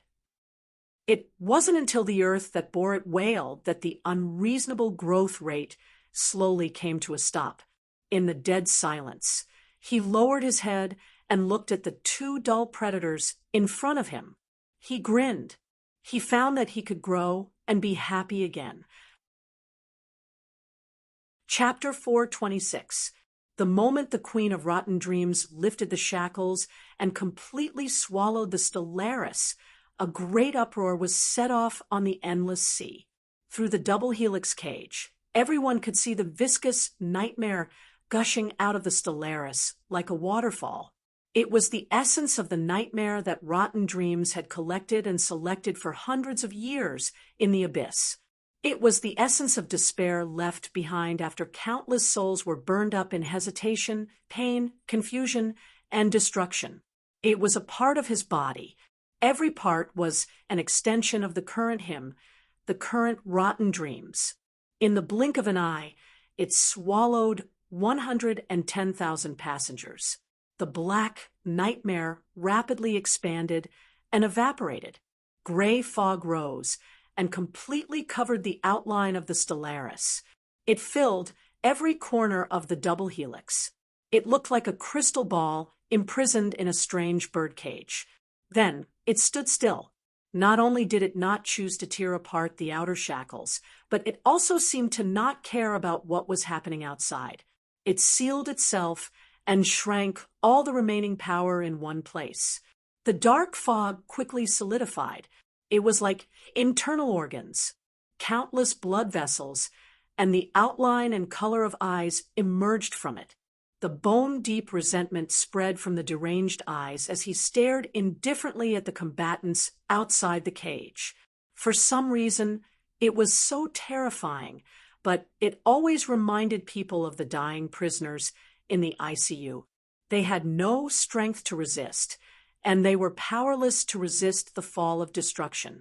They could only stare at the beautiful world outside the window with resentment and unwillingness. They cursed all of this. But soon, the frozen nightmare began to squirm crazily. A shrill cry burst out again. It was so ear-piercing. It was like indigestion. Something was moving crazily in his stomach. It was acting recklessly and was about to burst out of his stomach. What is that? Under the double helix crystal, Mather stared at the surging nightmare. Then he suddenly raised his head and looked at the projection of Jaeger in the distance. Is it the backup plan of the Astronomy Society? Maybe. Jaeger replied. He neither smiled nor mocked. He just calmly told him, when facing an enemy, you always have to be prepared, don't you think? As expected of the preacher, he is more difficult to deal with than the rumors. Mathers nodded approvingly. Apart from this situation, you must have other preparations, right? But in fact, it doesn't matter at all. His life and death are of no importance to us. He glanced disdainfully at the twitching nightmare under his feet, as if it was not the ruler of the abyss, but a piece of dead pork. Anyway, it's just bait in the trap. What's the big deal with one less or one more, right? accompanied by his words. The endless sea beneath the twin, spiraling mystic instruments suddenly froze. That power did not come from him. Rather, it would be more accurate to say that it was the embodiment of a certain authority, a certain law that was inscribed in the abyss. A power that could not be defied had descended upon this place. In the blink of an eye, all the raging waves calmed down. The sea surface was as smooth as a mirror. That's right. At this moment, the endless ocean had become a huge mirror that indifferently reflected the countless twin spiral pillars, the sky that represented the endless abyss, and the behemoths that were constantly fighting in the deep space. Inexplicably, there was an indescribable understanding that arose in everyone's hearts. The mirror of the ocean should be under their feet, but why did it feel like there was something overlooking them from inside? Immediately after, in the gloomy mirror, a twisted and cold shadow slowly emerged. It was as if it was floating up from the deep sea. The mirror realm, that should be the authority of the Queen of Rotten Dreams. But at this moment, Rotten Dreams was still imprisoned by the twin spiraling secret instruments. So, who was the shadow that gradually emerged from the distant hell when the mirror realm was opened? What was that saying again? Mathers took off his hat, revealing a head of mottled white hair, as if he was welcoming the arrival of an important person. He smiled happily. Didn't some novels like to write a long time ago that when the stars returned to their positions, there would be a supreme being rising from the sea? Now, the constellation has indeed arrived at the correct position. Along with his words, in the mirror of the ocean, the gloomy and ferocious shadow was getting closer and closer. Endless gray and black had already covered everything as far as the eye could see. Something was coming. Something was breaking out of the sea. In the roar, it was as if thousands of sharp reefs were rapidly rising from the bottom of the sea. Streaks of gray color pierced out from the mirror realm. After breaking through the shackles of depth, they revealed their ferocious appearance from the surface of the world. That was a tree? In the reflection of the mirror, the image of a withered and huge inverted tree was revealed. Countless complicated and sharp branches spread out in all directions, but there was not a single leaf or fruit on them. Only countless cries that sounded like a baby's cry echoed between the branches. It was like an invisible worm crawling, drilling into everyone's eardrums, gently pulling at their souls and wills, ravaging their organs and bones, pouring into their brains. It was not language, but it was undoubtedly the most straightforward way of expressing it. Any parent who heard such cries would immediately come to a realization. He said, "I'm hungry." Thus, in the twin spiraling secret instruments, the frozen nightmare also struggled violently, trembling and letting out a shrill roar. But it was unable to break through the cage in front of it. It was unable to escape from the train that it had spent so much effort to climb up. And then, in the mirror realm, the huge roots of the inverted tree seemed to be alive. They extended out from the mirror and gently and deftly entangled themselves on the twin spiraling secret instruments. It directly penetrated into it. The tight seal of the twin spiraling secret instruments was like an illusion at this moment. Of course, it did not exist. Only countless roots were like pairs of baby hands, hugging the nightmare and beginning to suck sweetly. It's time to breastfeed. Mother! When the last predator was burned to ashes by Bahamut's flames, Weischer's body had swelled to an unimaginable extent.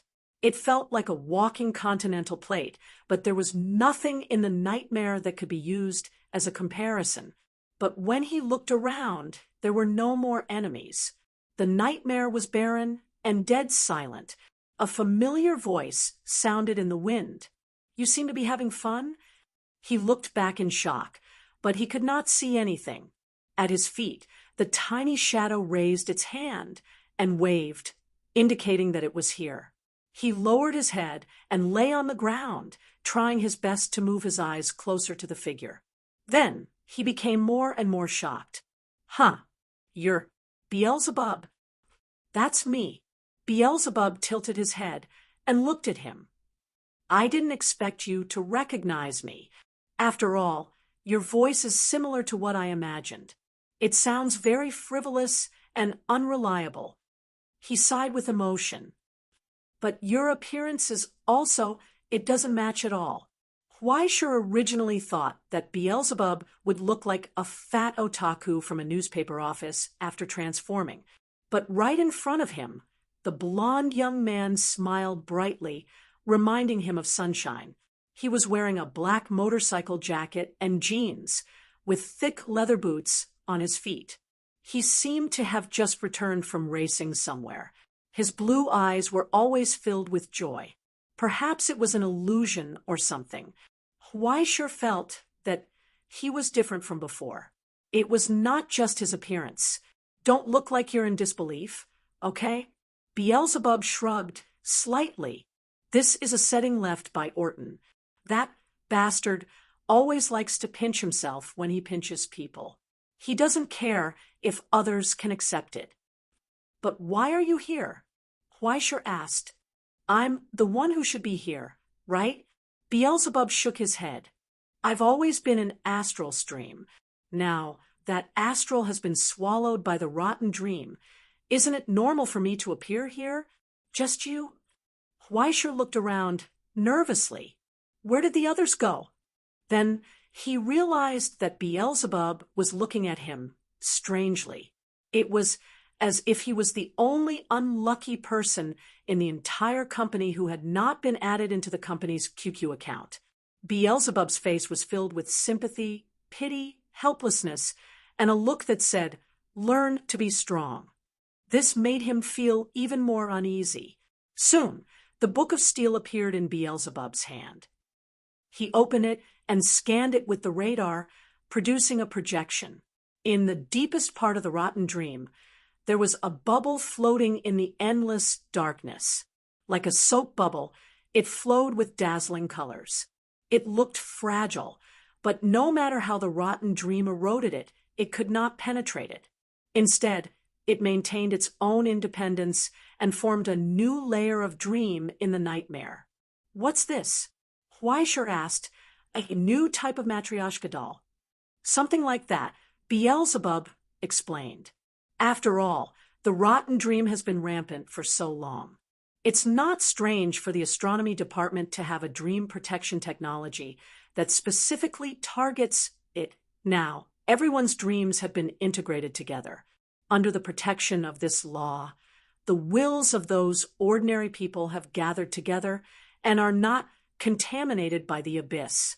Instead, under the strong external pressure, they've been integrated into a temporary soul to temporarily resist the erosion of the rotten dream. I have to say, the creativity is amazing. Huaisher's dog head was dazed. After a long time, he finally reacted. Isn't I the only one who was thrown in here? He angrily hammered the ground. You're isolating me again. This is such a good thing. Why can't you bring me along? Beelzebub sympathetically raised his hand and patted his paw tip. If I'm not wrong, you were sent here to cause trouble, right? Well, after all, you look like you're good at tearing down houses. Let me see. In his hand, a blue ripple spread out from the Book of Steel, silently sweeping across Huaisher's body. Then, the radar began to analyze. Oh, this recording technology is really exquisite. It seems to have been reorganized and modified. Looking at the labels and notes left behind, it was actually modified by the 6 creators to ensure that it can be reproduced in the rotten dream. Beelzebub sighed. So this is what you look like. I really couldn't tell. It's a long story. Don't worry. Take your time. Beelzebub calmly waved his hand. Anyway, we still have a long time before the rotten dream dies. Wait, it's going to die? Yeah. Beelzebub spread his hands and looked around. Isn't it already eaten until it's like an empty shell? If it was at its peak, you and I would have already become the nightmare's puppets, right? Who wants to kill it? Sure could not figure it out. No, who can kill it? Is it the rancher? If it was that guy, he was heartless and did not want to pay after the deed was done. Instead, he wanted to kill his cheap friend. This could be explained from the motive and ability. I'm not sure about that. In Beelzebub's hand, the Book of Steel showed a projection of the outside world depicting a huge upside-down tree. It was solemn and terrifying. Chapter 427. 91 years ago, in the midst of a great calamity, the rancher and the Queen of Rotten Dreams, who were seeking to expand their influence, came to an agreement and formed an eternal alliance. The guarantee of the alliance was the child they gave birth to 16 years after they had intercourse in the bewilderment realm. Strictly speaking, the Queen of Rotten Dreams had gotten the better end of the deal. After all, she held authority over both the mirror realm and the dream realm. Even a terrifying existence like the rancher would need her help sometimes. It was just like a young man who had a good opportunity, but no capital throwing himself into the arms of a rich woman. He turned off the lights, closed his eyes, and worked for the whole night. After sacrificing his dignity, which was not worth mentioning to bring happiness to everyone, he carried the money and left. Thinking of this, Weisher suddenly realized something. From a certain perspective, the rancher could be considered his senior. He hurriedly cut off this train of thought. I can't think about it anymore. In any case, after the ranch master and decaying dream had established the eternal alliance, the right to travel through the mirror world was open to the pastors of paradise and the pure people. This allowed the ranch master to exert his influence everywhere in the mirror world. This was a wonderful move. From then on, he became the existence that had the most profound influence on the abyss. According to the Astronomical Society's conservative assessment, in just the past 90 years, he had obtained a 16% distortion in the present realm. The law of the jungle prevailed in the civilized world, and was even regarded as a standard by some idiots. They didn't know that when they saw others as food, their lives, property, and even souls were gradually becoming food for others. The rancher had paid a great price for such a bountiful harvest. The important thing was the child he had with the rotten dreams. If it was just a simple sacrifice of a few chromosomes, it would only cost 50 or 60 RMB for nutrition. He wouldn't feel any heartache, no matter how many children he had. Who knew? He might even eat them as snacks when he was bored. But the Rotten Dreams' ambition was too great. Otherwise, apart from this one and only child, all of his other children wouldn't have died, and most of them would have died. He didn't know what kind of price the rancher had paid, but that child was already destined to become one of the future rulers of the abyss before he even opened his eyes. But if it was just a ruler, it wouldn't have caused such a fuss. The key was that before he was born, he had already become a surviving evil. In the public information of the Astronomical Association, there were only a few sentences that mentioned relevant information. Most people would probably think that this was some powerful title in the abyss, but in fact, it was far more than that. Weisher had heard about its nature from Crow. This title referred to the terrifying existence, even in the cradle of monsters, in hell. The remnants of the old world. It was the crystallization of calamity that required an entire world to welcome destruction, fall, and turn into hell. After falling into the deepest depths, it would be born from the deepest and most chaotic abyss. It was a coincidence from the deepest part of hell, a pure and malicious joke. The moment he was born, he became the last survivor of the old world. Once, the fate of the entire world was entrusted to him. Just his existence alone was equivalent to the fate of the entire world, and the depth of hell was meaningless to him. The entire abyss would be his paradise. The moment they were born, they were gifted with almost unlimited growth potential. If left alone, it might even grow into a destructive elemental element. His existence was a huge threat to the present realm. The Queen of Rotten Dreams had racked her brains to give birth to such a terrifying monster, but no one expected that he would be the first to suffer the consequences of his own actions. And this day had actually come so quickly. 90 years might be a long life for humans, but for existences in hell, it might be just the blink of an eye. It wouldn't even be a single developmental cycle. In just 90 years, he had already forced Rotten Dreams to such an extent. In order to survive, he didn't hesitate to give up the authority of the mirror realm and escape pathetically. He was heavily injured. Even now, he was being chased by a child who still hadn't had his fill. The child has grown up and reached the rebellious stage. Isn't that normal? After hearing the whole story from Huaishur, Beelzebub's reaction was rather calm. It was as if this was how it should be. He was extremely calm. In hell, there's no lifespan limit like in the present realm. For existences like rulers, they're practically immortal. Children are meaningless to them. Why do you think Rotten Dreams desires children so much? There was no such thing as maternal love in the abyss. Perhaps there really was love, but the love in the abyss was completely different from human love. Among the rulers, the Queen of Rotten Dreams wasn't known for her benevolence. Rather, it was the complete opposite. She was known for being a vicious woman who liked to toy with her prey. Did existences like her really have maternal love? Huaishur could think of the answer even if he used his feet to think. After thinking about Crow's evaluation of Rotten Dreams, a vague guess appeared in his mind. Perhaps Rotten Dreams' goal in giving birth to this child wasn't so simple. As the most embarrassing idiot in the group that Crow called her, the weakest existence among all rulers, the reason why the Queen of Rotten Dreams did this was simply too simple.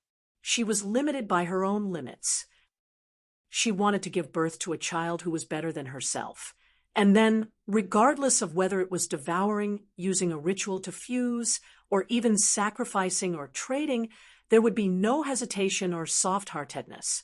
Unfortunately, despite all her calculations, she didn't expect the growth of the remnant of the world to be so exaggerated. And, most importantly, her child had the same intentions as her. As a result, the tragic accident of capsizing was inevitable. The Queen of Rotten Dreams, who had survived all kinds of storms for so many years, had been forced into such a situation by her own bloodline and child. It was as if she had worked hard all her life and was about to retire. She had to sell her house and blood to work to pay off her gambling debts. It was as pitiful and sad as that. Now that she had encountered such an ending, there was naturally nothing to say. What Huaishur was more curious about was what role Golden Dawn played in this process. No matter what, those bad people weren't here to do good things. But what did this have to do with him, Lu Peppa of the Huaihai Sea? This already involved the remnant of the world. For someone like him, who could only fight in his dreams, he would be beaten back to his original form as soon as he opened his eyes. Then anyone would step on him, and he would be completely cold. It was better to find a place to rest. Don't worry. The Astronomy Society isn't weak enough to rely on you to turn the tables. Beelzebub squatted on his lap and comforted him. I'm afraid there's nothing for you to do now. They probably sent you here as insurance. If they want to kill Rotten Dreams this time, you can still do some damage. Now, just watch the show and wait for help. I was planning to do the whole thing. Why didn't they even give me a chance? Huaishur clicked her tongue unhappily, but in fact, she was also relieved. Golden Dawn and the other Abyss otakus were too scheming. To be honest, if he really did it, he might feel a little guilty.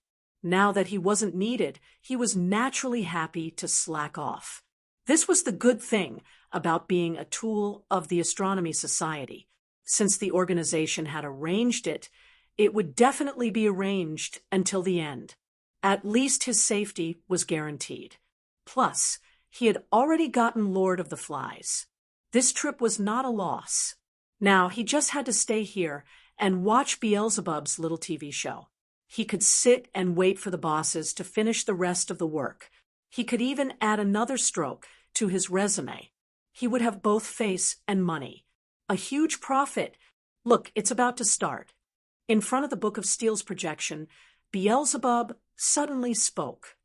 Just as the remnant of the world, the giant upside-down tree, broke out of the mirror, the Stellaris suddenly shook violently. Countless flames spewed out of the enormous train. In the thick mud of the nightmare, the modules of the train started to move, and the cabin plates quickly split apart. Then huge alchemy equipment rose from the sealed compartments, whizzed out along the rails, and quickly joined together in the fierce operation. The containers, scattered all over the train, instantly fell apart. Layers of heavy cannons were quickly extended under the assembly of thousands of mechanical hands, violently connecting to the engine room of the train. Immediately after, he drew out all the source fuel in the warehouse that was enough to blow up several Stellaris, and the terrifying heat gushing out of the reactor was continuously converted into violent electricity. Within the barrel of the cannon, a tyrannical light shone like the scorching sun. The febrile wind swept across and spread in all directions. The violent heat dissipation almost raised the temperature of the entire Stellaris to more than 30 degrees. Some areas even completely melted in the high temperature, and steel evaporated. Enduring the constant erosion of the abyss nightmare, Yensher, who was hiding in the Stellaris, finally launched a counterattack. In an instant, accompanied by the roar of steel being forcibly torn apart, the heavy cannon pierced out of the Stellaris. A terrifying 5,000 millimeters caliber was aimed at the giant double helix pillar close at hand. The cannon was loaded, the relic weapon that was meticulously created by a grandmaster, the destructive weapon named Jupiter, vibrated violently under the 16 electromagnetic accelerations. The metal on the shell quickly evaporated and peeled off, revealing a ball of condensed, terrifying electricity. It was a pity that even though such a huge weapon of war was powerful, it still took a long time to build. Even if it was only a short 3 or 4 seconds. It was enough for Mathers, who was close at hand, to react. He mockingly glanced at the futile resistance in the cage, raised his hand, and clenched it. Instantly, the giant double helix pillar in front of the cannon began to rapidly multiply. The secret instrument formed by the blood of the abyss rapidly strengthened and grew. It even extended a large hand and violently pulled at the cannon. Then, there was the sound of a water bottle being smashed. Pa! A soft sound came from behind Mathers. Chapter 4:28. A soft sound came from behind Mathers. He froze on the spot and lowered his head in shock. He saw the wound that suddenly appeared on his chest, and blood slowly flowed out from it. But what was even more terrifying was not the wound on his flesh, but the bullet that shot into his body from behind. Numbered spell bullet, sequence ST-173. It was a convenient weapon that the Astronomy Society had meticulously created for high-threat targets. Every single one of them pursued extreme lethality and power at all costs. They did not hesitate to increase the cost by 10 times or even 100 times just to increase the power by an insignificant amount. Now, the bullet that was full of curse poison shattered in his chest, causing the skin around his wound to quickly pale and dehydrate. It turned into a handful of snowflake-like ashes and rustled down. Even if it did not kill him, it still left a tragic hole in his chest. The change in the secret instrument was interrupted. In fact, this sudden attack had even exposed a weakness that he shouldn't have. When he slowly turned his head, he saw two figures struggling out of the black mud behind him. The first to walk out was a tireless steel-like figure. As the nightmare mud slid down, it revealed a metallized body. Under the traces of rust, the silver light shone. It was like an indomitable tin soldier in a fairy tale. After passing through the long nightmare, he carried his companion's arm and walked out of the corrosion of the rotten dream, returning to the world again. He had completed his final mission. Beside him was a figure that could be said to be thin. Black mud slowly slid down her hair and suit, revealing a pale face and the heavy breathing device on her face. She did not sleep in the nightmare, nor did she hide in the defense. Instead, she chose to face the nightmare with a clear mind, using her rationality to resist the erosion of despair and pain. Behind the goggles, her eyes were still calm, without any collapse or madness. It was as if the person who was eroded by the nightmare was an unknown cat or dog that had nothing to do with her. She just calmly aimed, raised her arm, and used all the strength she had saved for this, pulling the trigger without trembling. At the most critical moment, the greetings from the Astronomy Society were sent. Letting the rusty pistol fall from her fingertips, she raised her hand, took off the troublesome breathing device, and waved goodbye to Mathers. "I hope we can never meet again." In that instant, the roar of the giant cannon soared into the sky. The frenzied lightning gathered into a beam and spewed out from it, as if a god had thrown down a lightning spear from the clouds. It crudely smashed the layers of obstacles in front of it, creating deep cracks on the crisscrossing double spiral pillars. Ignoring the layers of erosion and deflection, it went straight ahead. In the end, in the seal of the double helix secret instrument, a shallow trace was cut open. It was just a thin line. However, it had completely broken through the Golden Dawn's blockade, and once again connected the Stellaris to the outside world. In the blink of an eye, the rainbow light descended from the sky, whistling through the air. If the Bifrost in the present realm were to cast a beam of power into the inner side of the astral cruiser, countless rays of light would soar into the sky and whiz away under the guidance of the Bifrost.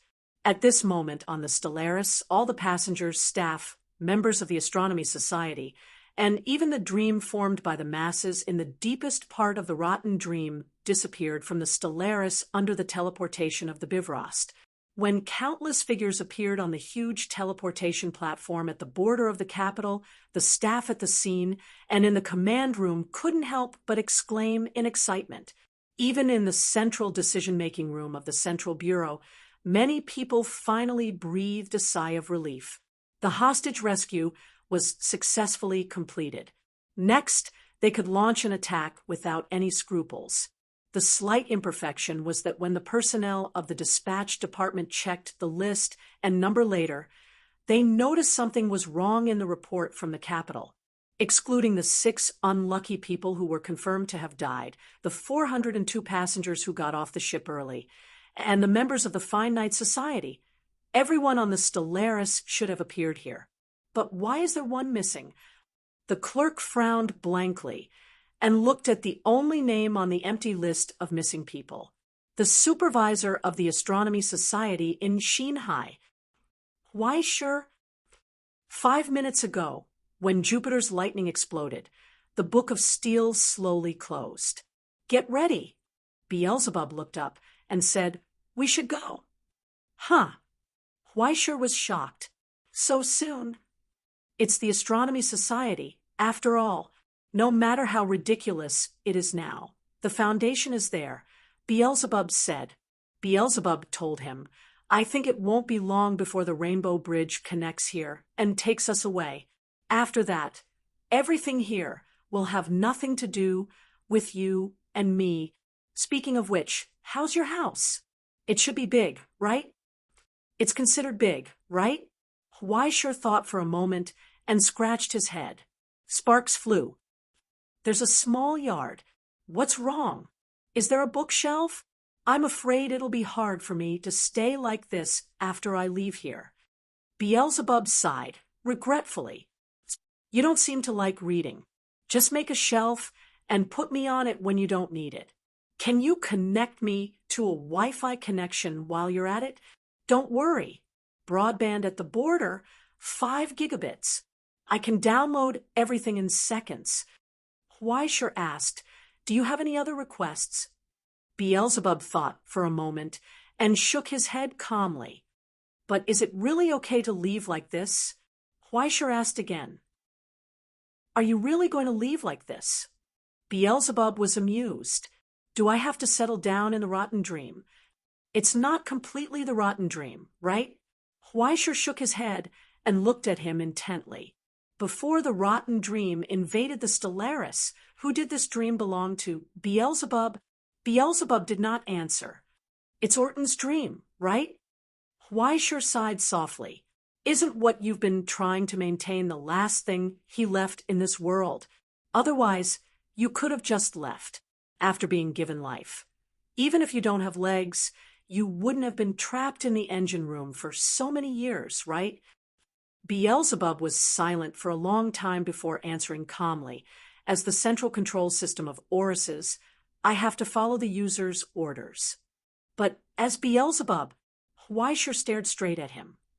"After gaining a sense of self, you're no longer a tool, right? Tools don't give themselves names. Beelzebub.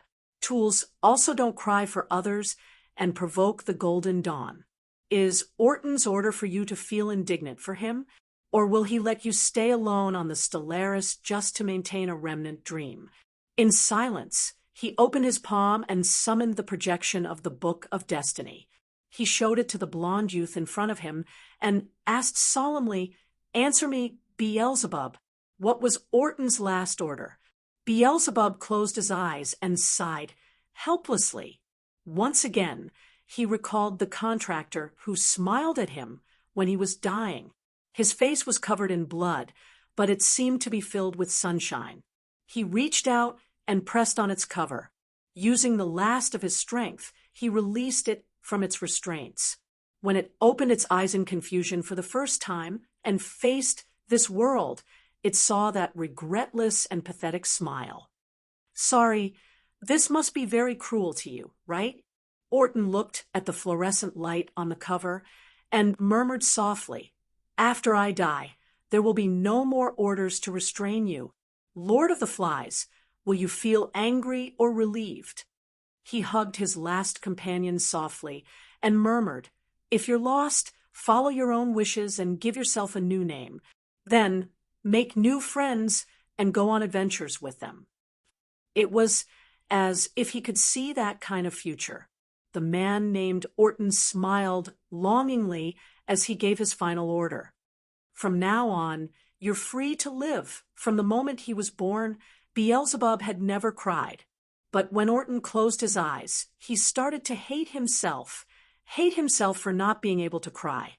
From that day until today, he had been repenting for his birth. If he hadn't given it his last strength, no, if he had taken away the strength he had accumulated all this time, Orton would have been able to persevere, right? Perhaps there would have been a 1 in 10,000 chance that he would be rescued. For the first and last time in his life, Lord of the Flies disobeyed the contractor's order. It stayed in Orton's last dream and didn't start a new life as the contractor hoped. Instead, it used all its strength to maintain the existence of all of this. It hoped that one day the signal for help scattered in the abyss would be received and its companions from the utopia would arrive. It would then send Orton's last dream back to the kingdom of heaven and introduce itself as a noble and loyal friend to everyone. It would tell those people that even in the end, his noble ideals and character had never wavered. It would tell the future generations everything about him, the legend of Orton. But in the long years, no one came. The kingdom of heaven had abandoned them. Only it remained here alone, preserving Orton's last trace. Day after day, year after year, it waited quietly until one day a young man from afar embarked on an ill-fated journey. It opened its eyes from its deep sleep, full of joy, At the same time, it began to fear the departure that was about to happen. "Now, answer me, Beelzebub," Huaisher asked softly. "Is it really okay to leave like this?" Beelzebub wanted to tell him that it was okay, as a tool. It didn't matter where it was. But in fact, he knew that it wasn't okay. Not at all. He didn't want to leave. He didn't want to abandon all his past memories here and watch his most precious treasures disappear into the dust with his own eyes. Just thinking about it made him feel like he was about to cry. If he could cry to express the sadness of leaving, he would feel less guilty when he left, right? He could forget Orton shamelessly and start a new life. But is it really okay to leave like this, Beelzebub? "Sorry, why sure, I don't want to leave," he choked, lowered his head, and begged, "Please help me. Even if it's meaningless, at least let me do it for Orton, for him. Okay?" Huaisher nodded. "I'll help you, Beelzebub." He didn't wait for him to finish. The apocalypse dragon raised his sharp claws and gently placed them on his hair. He told him, "Don't worry, because you're my friend." Chapter 429. When the light of the Bifrost faded into the darkness, an even more mournful light descended from the sky. A huge shadow rose from hell once again and swept across the endless sea, scattering burning dust. Under the huge pair of wings, the dancing sparks fell rapidly and rapidly enlarged. In the end, the entire dark deep space was covered by the ubiquitous blazing fire.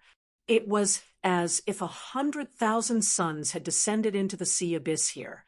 Countless vicious lava streams gushed out from the blazing suns and surrounded them, forming a solemn crown.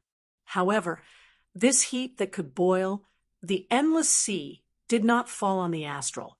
Instead, it gathered towards the miraculous seal in his hand as the flame giant roared. Surtur's body was rapidly expanding. In an instant, he went from an exaggerated height of dozens of meters to a terrifying form that could hold up the sky. In his hand, the sword of flame quickly shrank. It drew the supply of heat from the sky and glowed with an indescribable dim yellow light. It was like the setting sun that was about to fall below the horizon. Twilight. Under the illumination of this twilight, all things showed signs of decay as if they were about to welcome their own end. Blade of Annihilation, Levantin, the miraculous seal that played the twilight of the gods in the legends, reappeared here. It collected all the light in the world and announced the arrival of eternal winter and silence, the violent heat that could burn everything, and the cold air that could freeze all things and bring death gathered on this sword. Slash! In the blink of an eye, a gully appeared in the endless sea. It extended straight from the giant's feet. Millions of tons of seawater evaporated and then froze. It formed a bleak sea abyss that extended to the end of sight. A shattering sound rang out. It came from countless double helix pillars. Half of it was covered in fire and scorched, while the other half was completely frozen in the absolute zero temperature. The secret ritual forged by the abyss blood was broken in an instant. It was like a tin staff knocking on a clay pot. However, countless scorched and frosted shards floated in the air. On the astral, the staff fell. Mathers slowly raised his head and stared at all of this indifferently. The numbered spell bullets could not kill him. In fact, it couldn't even be considered a serious injury. It was just a loss of flesh and bone. It wasn't even worth mentioning. Even though the Astronomy Association had turned the tables on him, he didn't show the slightest bit of anger.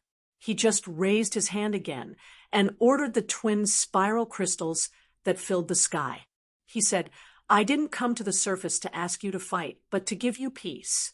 On top of the staff, the sharp eyes of the eagle head flashed with light. The crystals in the sky lit up and enveloped the Stellaris, causing the depth value to plummet. Then, the entire Stellaris, along with the decaying dream and the giant tree, began to float. He turned into an illusory shadow. No weapon in the world can harm them. The flame giant roared. Surtur swung his sword again, and the black-robed scholar hovering behind the fire giant, the vice principal of the ivory tower, pulled out a pair of scissors from his robe. He gently cut through the void. Everyone's vision suddenly blurred. The illusory state of the Stellaris suddenly dissipated, as if nothing had happened. The giant's sword instantly pierced through the huge train, tearing through the ocean below, boiling the torrent, and evaporating countless amounts of water vapor. Under the sword of flame, both the inverted giant tree and the decaying dream couldn't help but let out a shrill roar as they struggled furiously. As the giant withdrew his sword, the scissors that were closed opened again. The illusory state once again appeared on the Stellaris, but the wound caused by Surtur could no longer be healed. Temporal clipping. Under the vice principal's scissors, Chronos stigmata completely disrupted time, and even the connection between the events was completely destroyed. He cut the time after the twin spiral was destroyed and before the illusory state, and pieced them together into the illusory state, artificially creating a fatal gap, allowing the giant to calmly inflict heavy damage on the remnant and the decaying dream. But when the attack succeeded, Shay's face suddenly turned pale. He opened his mouth and vomited out a pitch-black blood clot. After the blood clot left his body, it quickly began to distort and transform into a bird. It broke through the air and landed in Marth's hand, where it turned back into blood and condensed again into a sharp twin spiral crystal. "Did you underestimate the enemy, Mr. Shay?" He looked up and glanced at the severely wounded creator unhappily. "You don't think that we have not improved after all these years in the abyss, do you? It's best that you don't use those unpresentable skills again." Unknowingly, he was viciously tricked by Marth. Shay gasped for breath as he raised his hand and refused the vice principal's help. He forced a smile. "I didn't expect that I would be the first to be humiliated. It's fine. If that's the case, I'll have to take out something good for you to admire." A small esophagus slowly appeared in his hand. He held it tightly. He pulled out the stopper. In an instant, amber-golden liquid flowed out of it and instantly fell into the sea. Wherever it passed, bright light emerged from the sea and rapidly spread as if it could continuously replicate itself. Countless single-celled organisms that were difficult to see with the naked eye crazily multiplied and spread in the sea, emitting a golden light that dispelled all the darkness and illuminated the deep sea, causing the darkness between the sea and the sky to disappear in an instant. And in the amber-like sea, countless primitive species crazily rose and emerged, extending a new ecosystem and spontaneously gnawing at the foundation of the twin spiral. The framework that Marth had created was completely overturned. "Please feel free to comment, Lord Marth." Shay wiped the blood from the corner of his mouth and said with a smile, "This is the origin of all life, the miracle that sprouted in the Sea of Mercy, the primordial soup that is eternally brewed by proteins and enzymes V0. 7. As long as this sea water is not exhausted, this place will not be the domain of your abyss bloodline." Marth's expression became solemn. He did not expect that Shay's attainments in oceanography would be able to trace back to the primordial era and restore the process of life sprouting in the primordial sea, entering the core of biology in an alternative way. However, he quickly realized what was going on. How the hell was this biology? What this bastard had created was indeed the source of the birth of creatures in the present realm, but when he carefully traced it back, he found that the structure of life was completely different from what he had imagined. What he had created was not life. It would be better to say that it was purely inanimate. At this moment, in the sea of light, every ray of light, and every wisp of gold was countless tiny cells that were exactly the same. Their functions were only the simplest of self-growth, self-replication, and self-iteration. In other words, this was a biological von Neumann machine of the trillions. This was not a paradise for primitive creatures. It was more like hell. Even if it continued for hundreds of millions of years and swallowed up everything in the world, it would never be able to give birth to an existence with a soul.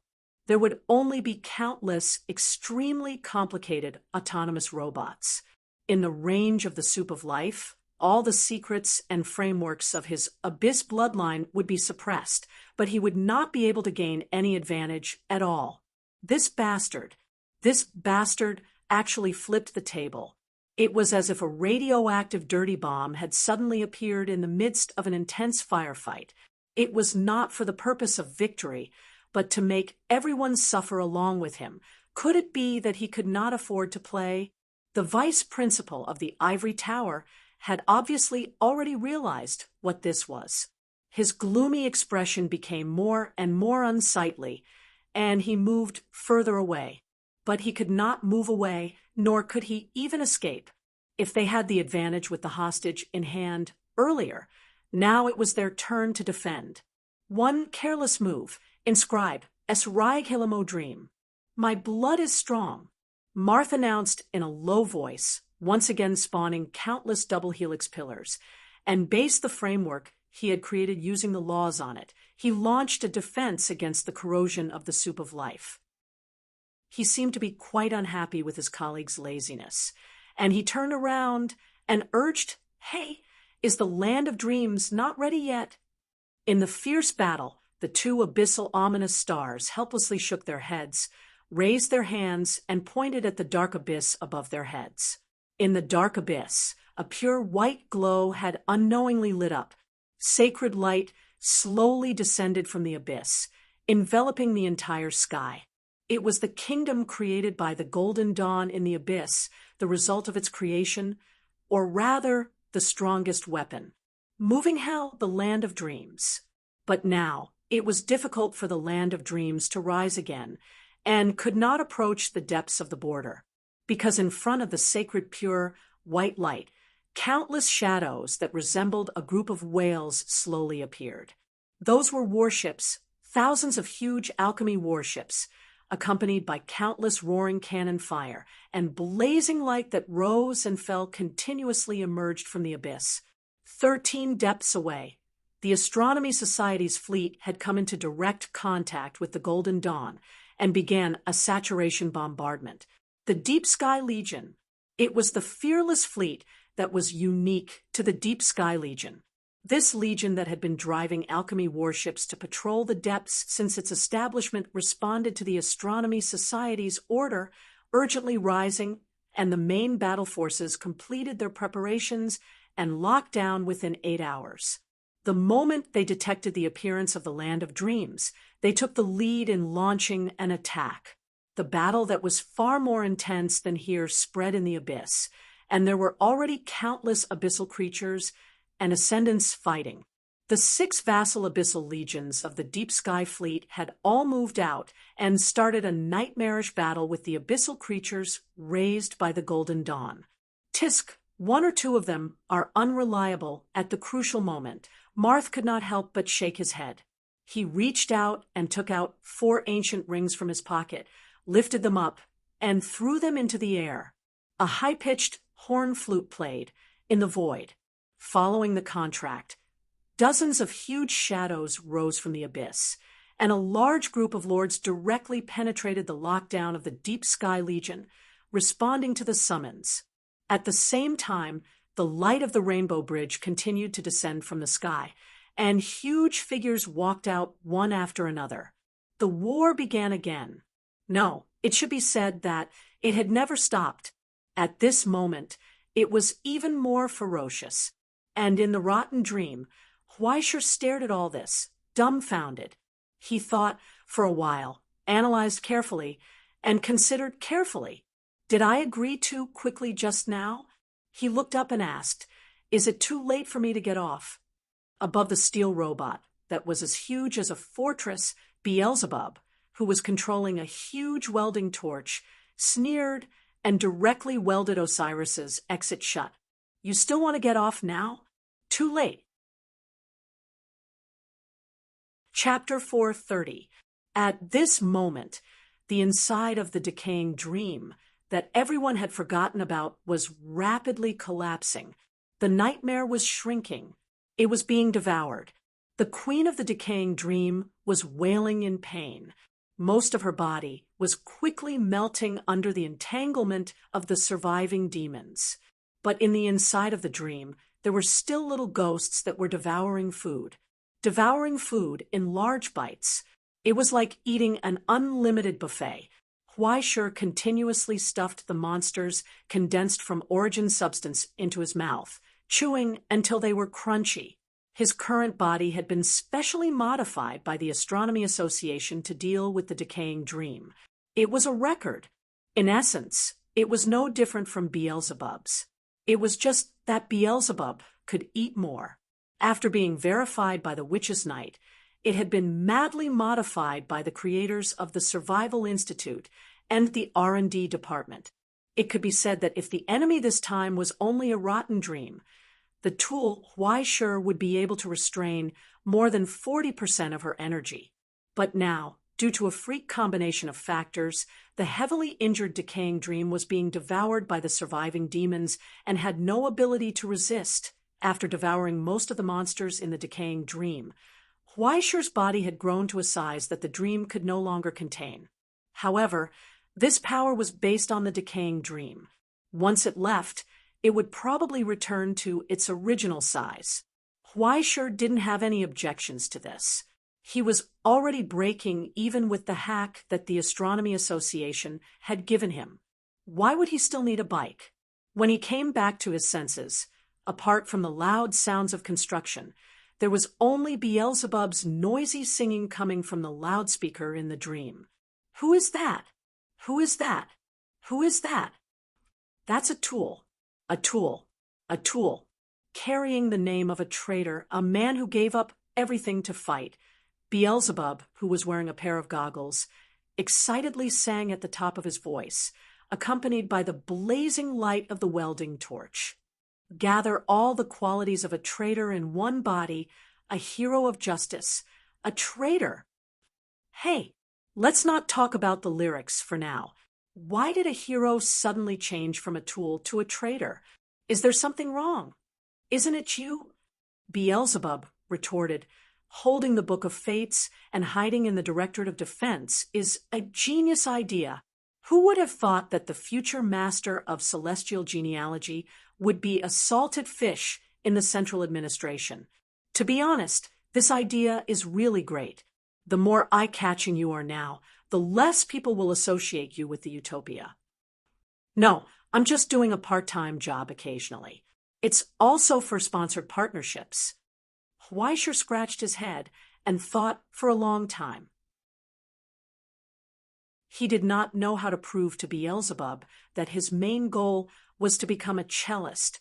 Why did he look so good at the beginning, but now he looked like a ghost amidst the deafening roar? A large steel plate was lifted up by a crane and welded with a welding torch to mend the large crack on Osiris' chest. He patched it. He had to admit that Beelzebub's craftsmanship was too ugly. What an eyesore! This was the deepest part of the decaying dream, where the dreamscape of Stellaris was located. It was the last trace left behind by Orton before his death. After most of the fragments fell into the abyss, this was the last remnant of Osiris. You'd better not have too much hope. Beelzebub took off his welding mask regretfully and sighed softly. Only the fragments of the stigmata are left here. All the physical strengthening equipment and supporting weapons are almost all gone. In the eternal road of celestial genealogy, all the stigmata could be materialized in the current world in material form. If Beelzebub became Horus at level 5, he would build an eternal fortress in the deep space. If he chose Osiris, he would materialize the giant of judgment of the underworld. However, the stigmata was usually only the foundation. More things needed to be supplemented and installed with material. In other words, it was money. Now, the giant of the underworld in front of Huaishur was completely paralyzed. The plus 15 godly equipment that the Utopia had spent a lot of money on was completely gone. There were also serious problems with the power system and external torso. Now, under Beelzebub's rough maintenance, the problem seemed to have worsened. It was just a temporary solution. Just for this temporary use, Beelzebub used a destructive repair method to temporarily repair it. It had been asleep for too long. Even if it was woken up now, it would probably not be of much use. Beelzebub might as well tear down Peter to repair Paul, so that it could run the last kilometer with dignity. As Osiris's former radar controller, central intelligence, and even auxiliary maintenance division, Beelzebub did these things very smoothly. Even though he could only use the temporary toolkit, his efficiency was still shocking. That was his duty to begin with. He should be the one to complete it. Just like a surgeon, he treated his former master coldly and precisely. He broke open the shell, took out the bullets, dismantled the skeleton, and reconnected the cables. He dismantled the core and reconnected the circuits. He repaired the holes and made its body complete again. After so many years, he seemed to have prepared for a long time. When he really started to implement it, his movements were swift and fast. He dismantled the steel giant and reassembled it. He abandoned the 4 useless arms and replaced them to repair the legs and other joints. Blood, fascia, bones, organs, programs, and even the body. Every part was roughly and precisely reorganized until finally the broken giant gradually became complete. In the silence, it seemed to be in a long sleep, waiting for the return of the soul, waiting for the final awakening. On the hangar, Beelzebub threw down the control stick and took a step back. He took a deep breath. His hands trembled slightly. "Are you scared?" Huaishur asked. "Or are you worried that Orton will reject your awakening?" "I don't know. I'm just—" Beelzebub was silent for a long time and said in a low voice, "Very nervous." Even if the underworld machine Osiris woke up again, it would not be Orton's resurrection. At most, it would only awaken part of his remaining consciousness. But now, how was he going to face Orton's illusion? He did not know. He even started to feel afraid. "Will he scold me?" Beelzebub asked softly. "I don't know. Maybe he'll be angry?" Huaishur sighed. After all, he slept for so long and was woken up again. He must be very angry. Just angry? Maybe he'll complain a little more. I don't know him well, so I'm not sure. Huaishur shook his head. "But I'm sure of one thing. As long as you call him, he'll definitely wake up. No matter where he is, he'll respond to your voice. Beelzebub, you're his most important friend and partner." Huaishur said firmly, "The treasure he chose to leave behind in this world is not this broken dream, but the complete you. He trusts you so much, so you should trust him too." Beelzebub was silent for a long time and turned to look at him. "I'll remind you one last time. After this violent awakening, I'm not sure how many of Osiris's stigmata will be left. Don't feel sad when the time comes." "I'm already feeling sad." "Hurry up." Huaishur sighed. He raised his claws and grabbed the handle made of countless tangled cables in front of him. Next, it was his mission. He used all the source substances he had swallowed from the rotten dream to activate Osiris's function. At its peak, Osiris's energy source was the highest essence extracted from high purity and dense source substance crystals. When it was activated, hundreds of millions of dollars burned every second. Now that it was used by Huaishur as a tool, it was like changing the fuel of a fighter jet from aviation gasoline to kerosene. Not only was the model different, but it was not cost-effective as an energy source. Even if Osiris had a backup energy conversion device, it was still difficult. Even Beelzebub was not sure if this method would work. "You have to try, right?" Weisher shook his head and urged, "Hurry up, or you won't be able to catch the last bus." "You don't have to tell me that." Beelzebub took a deep breath and pulled the switch. "Osiris, the Hell Destroyer, charging begins." In that instant, Osiris's dim eyes suddenly lit up with a faint glow. Then, Weisher felt as if she was holding a black hole in her hand. "Wait, did I not think it through enough?" He panicked for a moment. Then, he couldn't help but let out a mournful roar. Dragons roar. Wild electric light rose from his body like a thunderstorm. Thousands of blazing electric arcs painfully lashed out in all directions. The moment Weisher released the source substance, he felt a torrent of source substance rush out from his claws. Blazing light shone from the countless cables. This was followed by countless overloads of high heat. Countless stabilizers erupted into dazzling flames and thick smoke in an instant, ending under the extraction of Osiris's instinctive ability. Even Weisher felt a wave of dizziness, and his vision turned black. When he finally reacted, he found that he had begun to shrink as the origin substance began to seep out. Countless scales began to fall from his body. His originally mountain-like body also began to shrink. What replaced it was a blazing light that gradually lit up in Osiris's eyes. It was like a dying traveler in the desert thirsting for spring water. Amidst the low rumbling, the central control system finally woke up from its silence. It controlled countless surging electric currents and began a new round of self-examination. 5%. Beelzebub turned around and shouted excitedly, "Weisher, work harder! Osiris is waking up." Weisher couldn't hear what he was saying at all.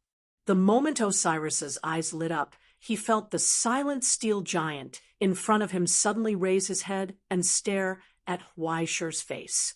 He reached out and grabbed Osiris's wrist. Then, he was swallowed by the terrifying electric currents that rose from his body. It was as if he was swallowed by a black hole in an instant. He couldn't feel his body anymore.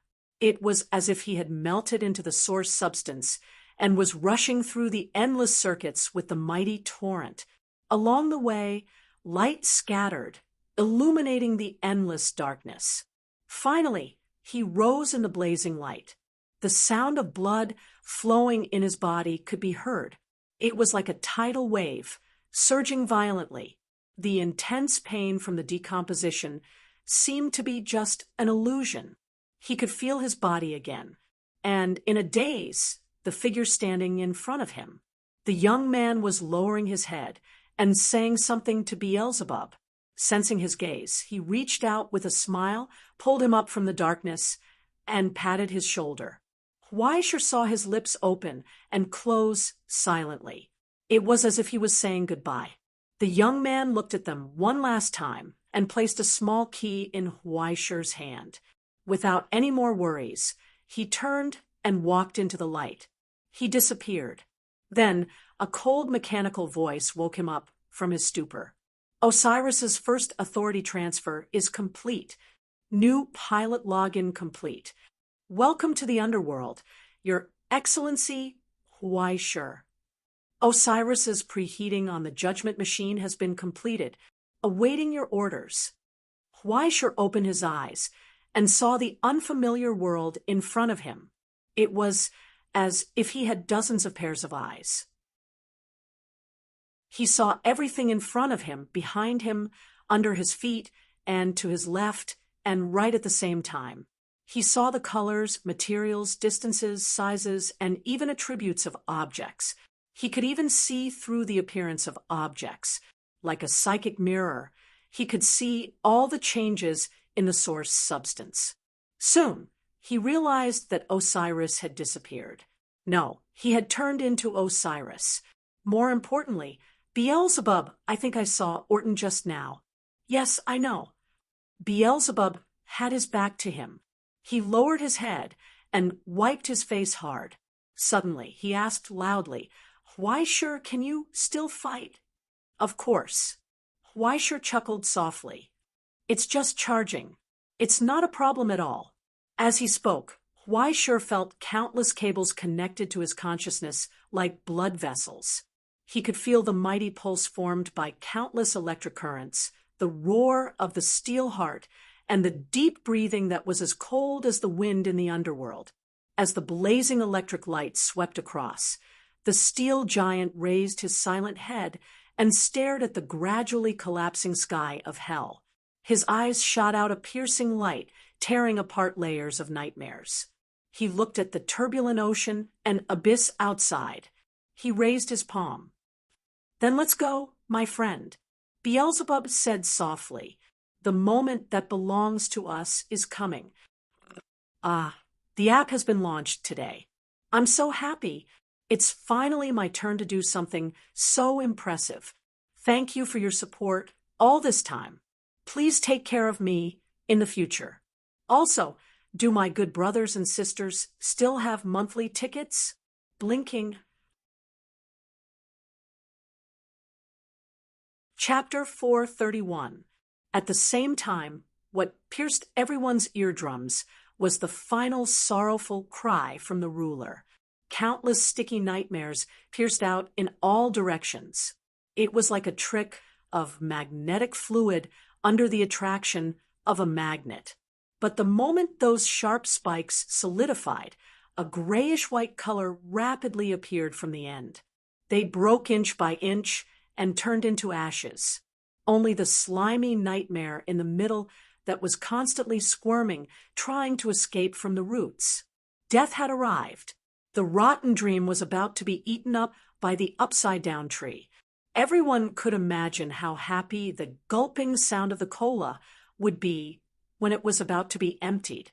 Between the countless withered branches of the surviving evil, there were sounds of babies laughing happily. They felt full and happy, and they expressed their gratitude to their mothers. At that moment, unknowingly, the last part of the huge upside-down tree had already left the edge of the mirror realm. In the midst of the sweet meal, it forgot about everything and left the safe zone. In order to pick up the candies that kept appearing on the ground, it did not realize that it had walked further and further away. It left the safe cradle and walked into the dangerous tiger's den. No, it should be said that the moment it disregarded the group of mortals around it with contempt, it was destined to be in a tragic situation. My blood is strong. Mathers opened his arms and chanted loudly.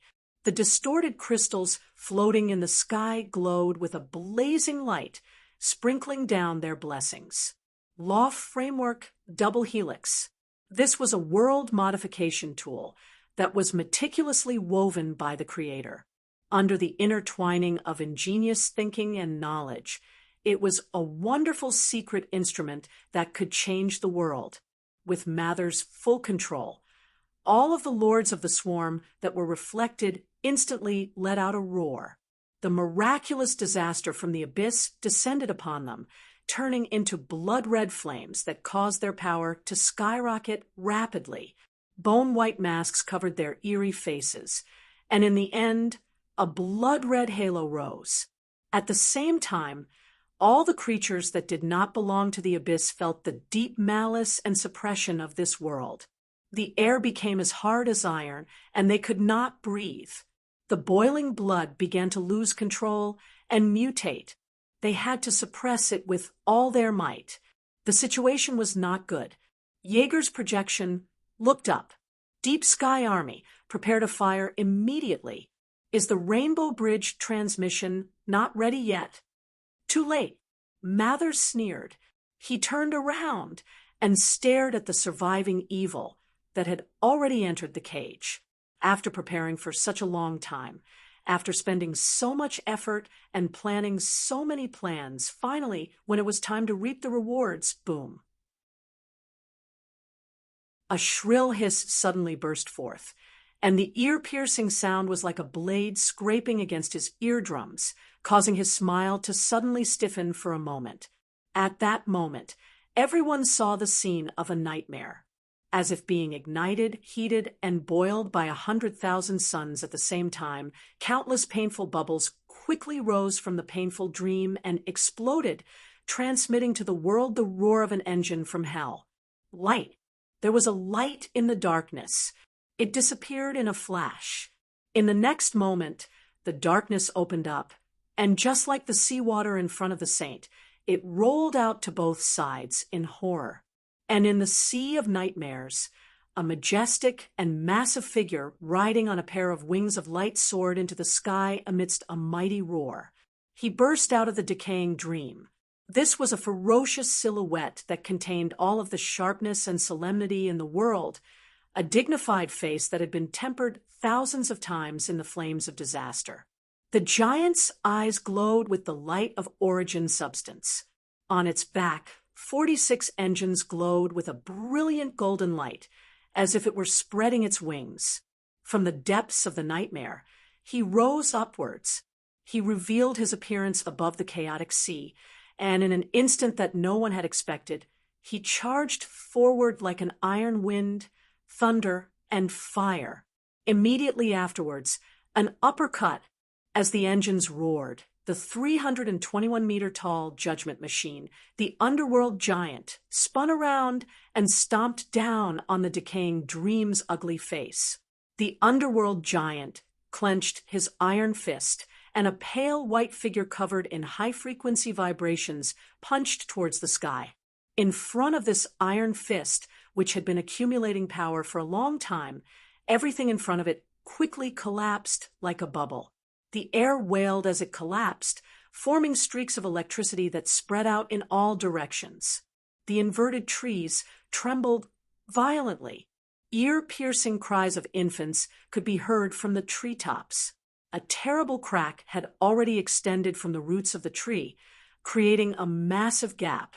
Drops of viscous tree sap dripped down from the crack, landing on the dark green armor and transforming into a vicious poison. But immediately afterwards, the origin substance armor disdainfully ignored it. You didn't expect it, did you? Mommy gave birth to a little brother for you. The underworld giant slowly walked out of the nightmare, reached out, and grabbed the massive roots of the inverted trees. He lowered his head and looked at the surviving evil in front of him. His dignified iron face moved closer, and he spoke in a raspy voice. Are you surprised? Are you pleasantly surprised? Oh, and Chan. In the blink of an eye, an old hen had turned into a duck, let alone the Golden Dawn and the Astronomical Society.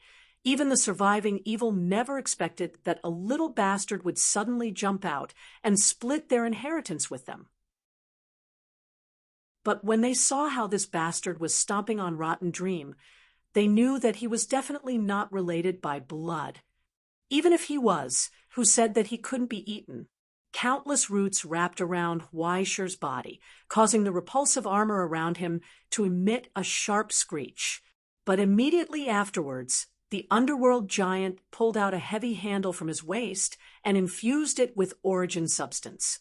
A blazing light surged out from the handle, rapidly extending from both ends. One end was as sharp as a spear, while the other end was inconceivably curved, forming a strange hook. It was a scepter, the shepherd's scepter. Weischer clenched his fists and suddenly raised the scepter, thrusting it forward. The sharp end of the scepter deeply wedged itself into the roots of the surviving evil, piercing through them and coming out from the other end. It was like a hot knife cutting through wax. The shepherd's scepter easily pierced through the roots, which were capable of ignoring all attacks. Judgment, the inherent talent of Osiris's stigmata, causing 100% damage to all hell creatures. It could not be weakened, avoided, or blocked. The underworld giant roared and pulled out the shepherd's scepter, sweeping it horizontally. The head of the scepter, which was almost bent into a ring, emitted countless rays of metallic light, as if it was leading a steel storm. A tragic crack instantly appeared on the huge trunk, and countless tree barks and branches flew out. Osiris's dark green face was revealed. There were also flames of anger in his eyes. At that moment, Mathers finally understood. Osiris, Orton, you... No, Lord of the Flies, right? He asked coldly.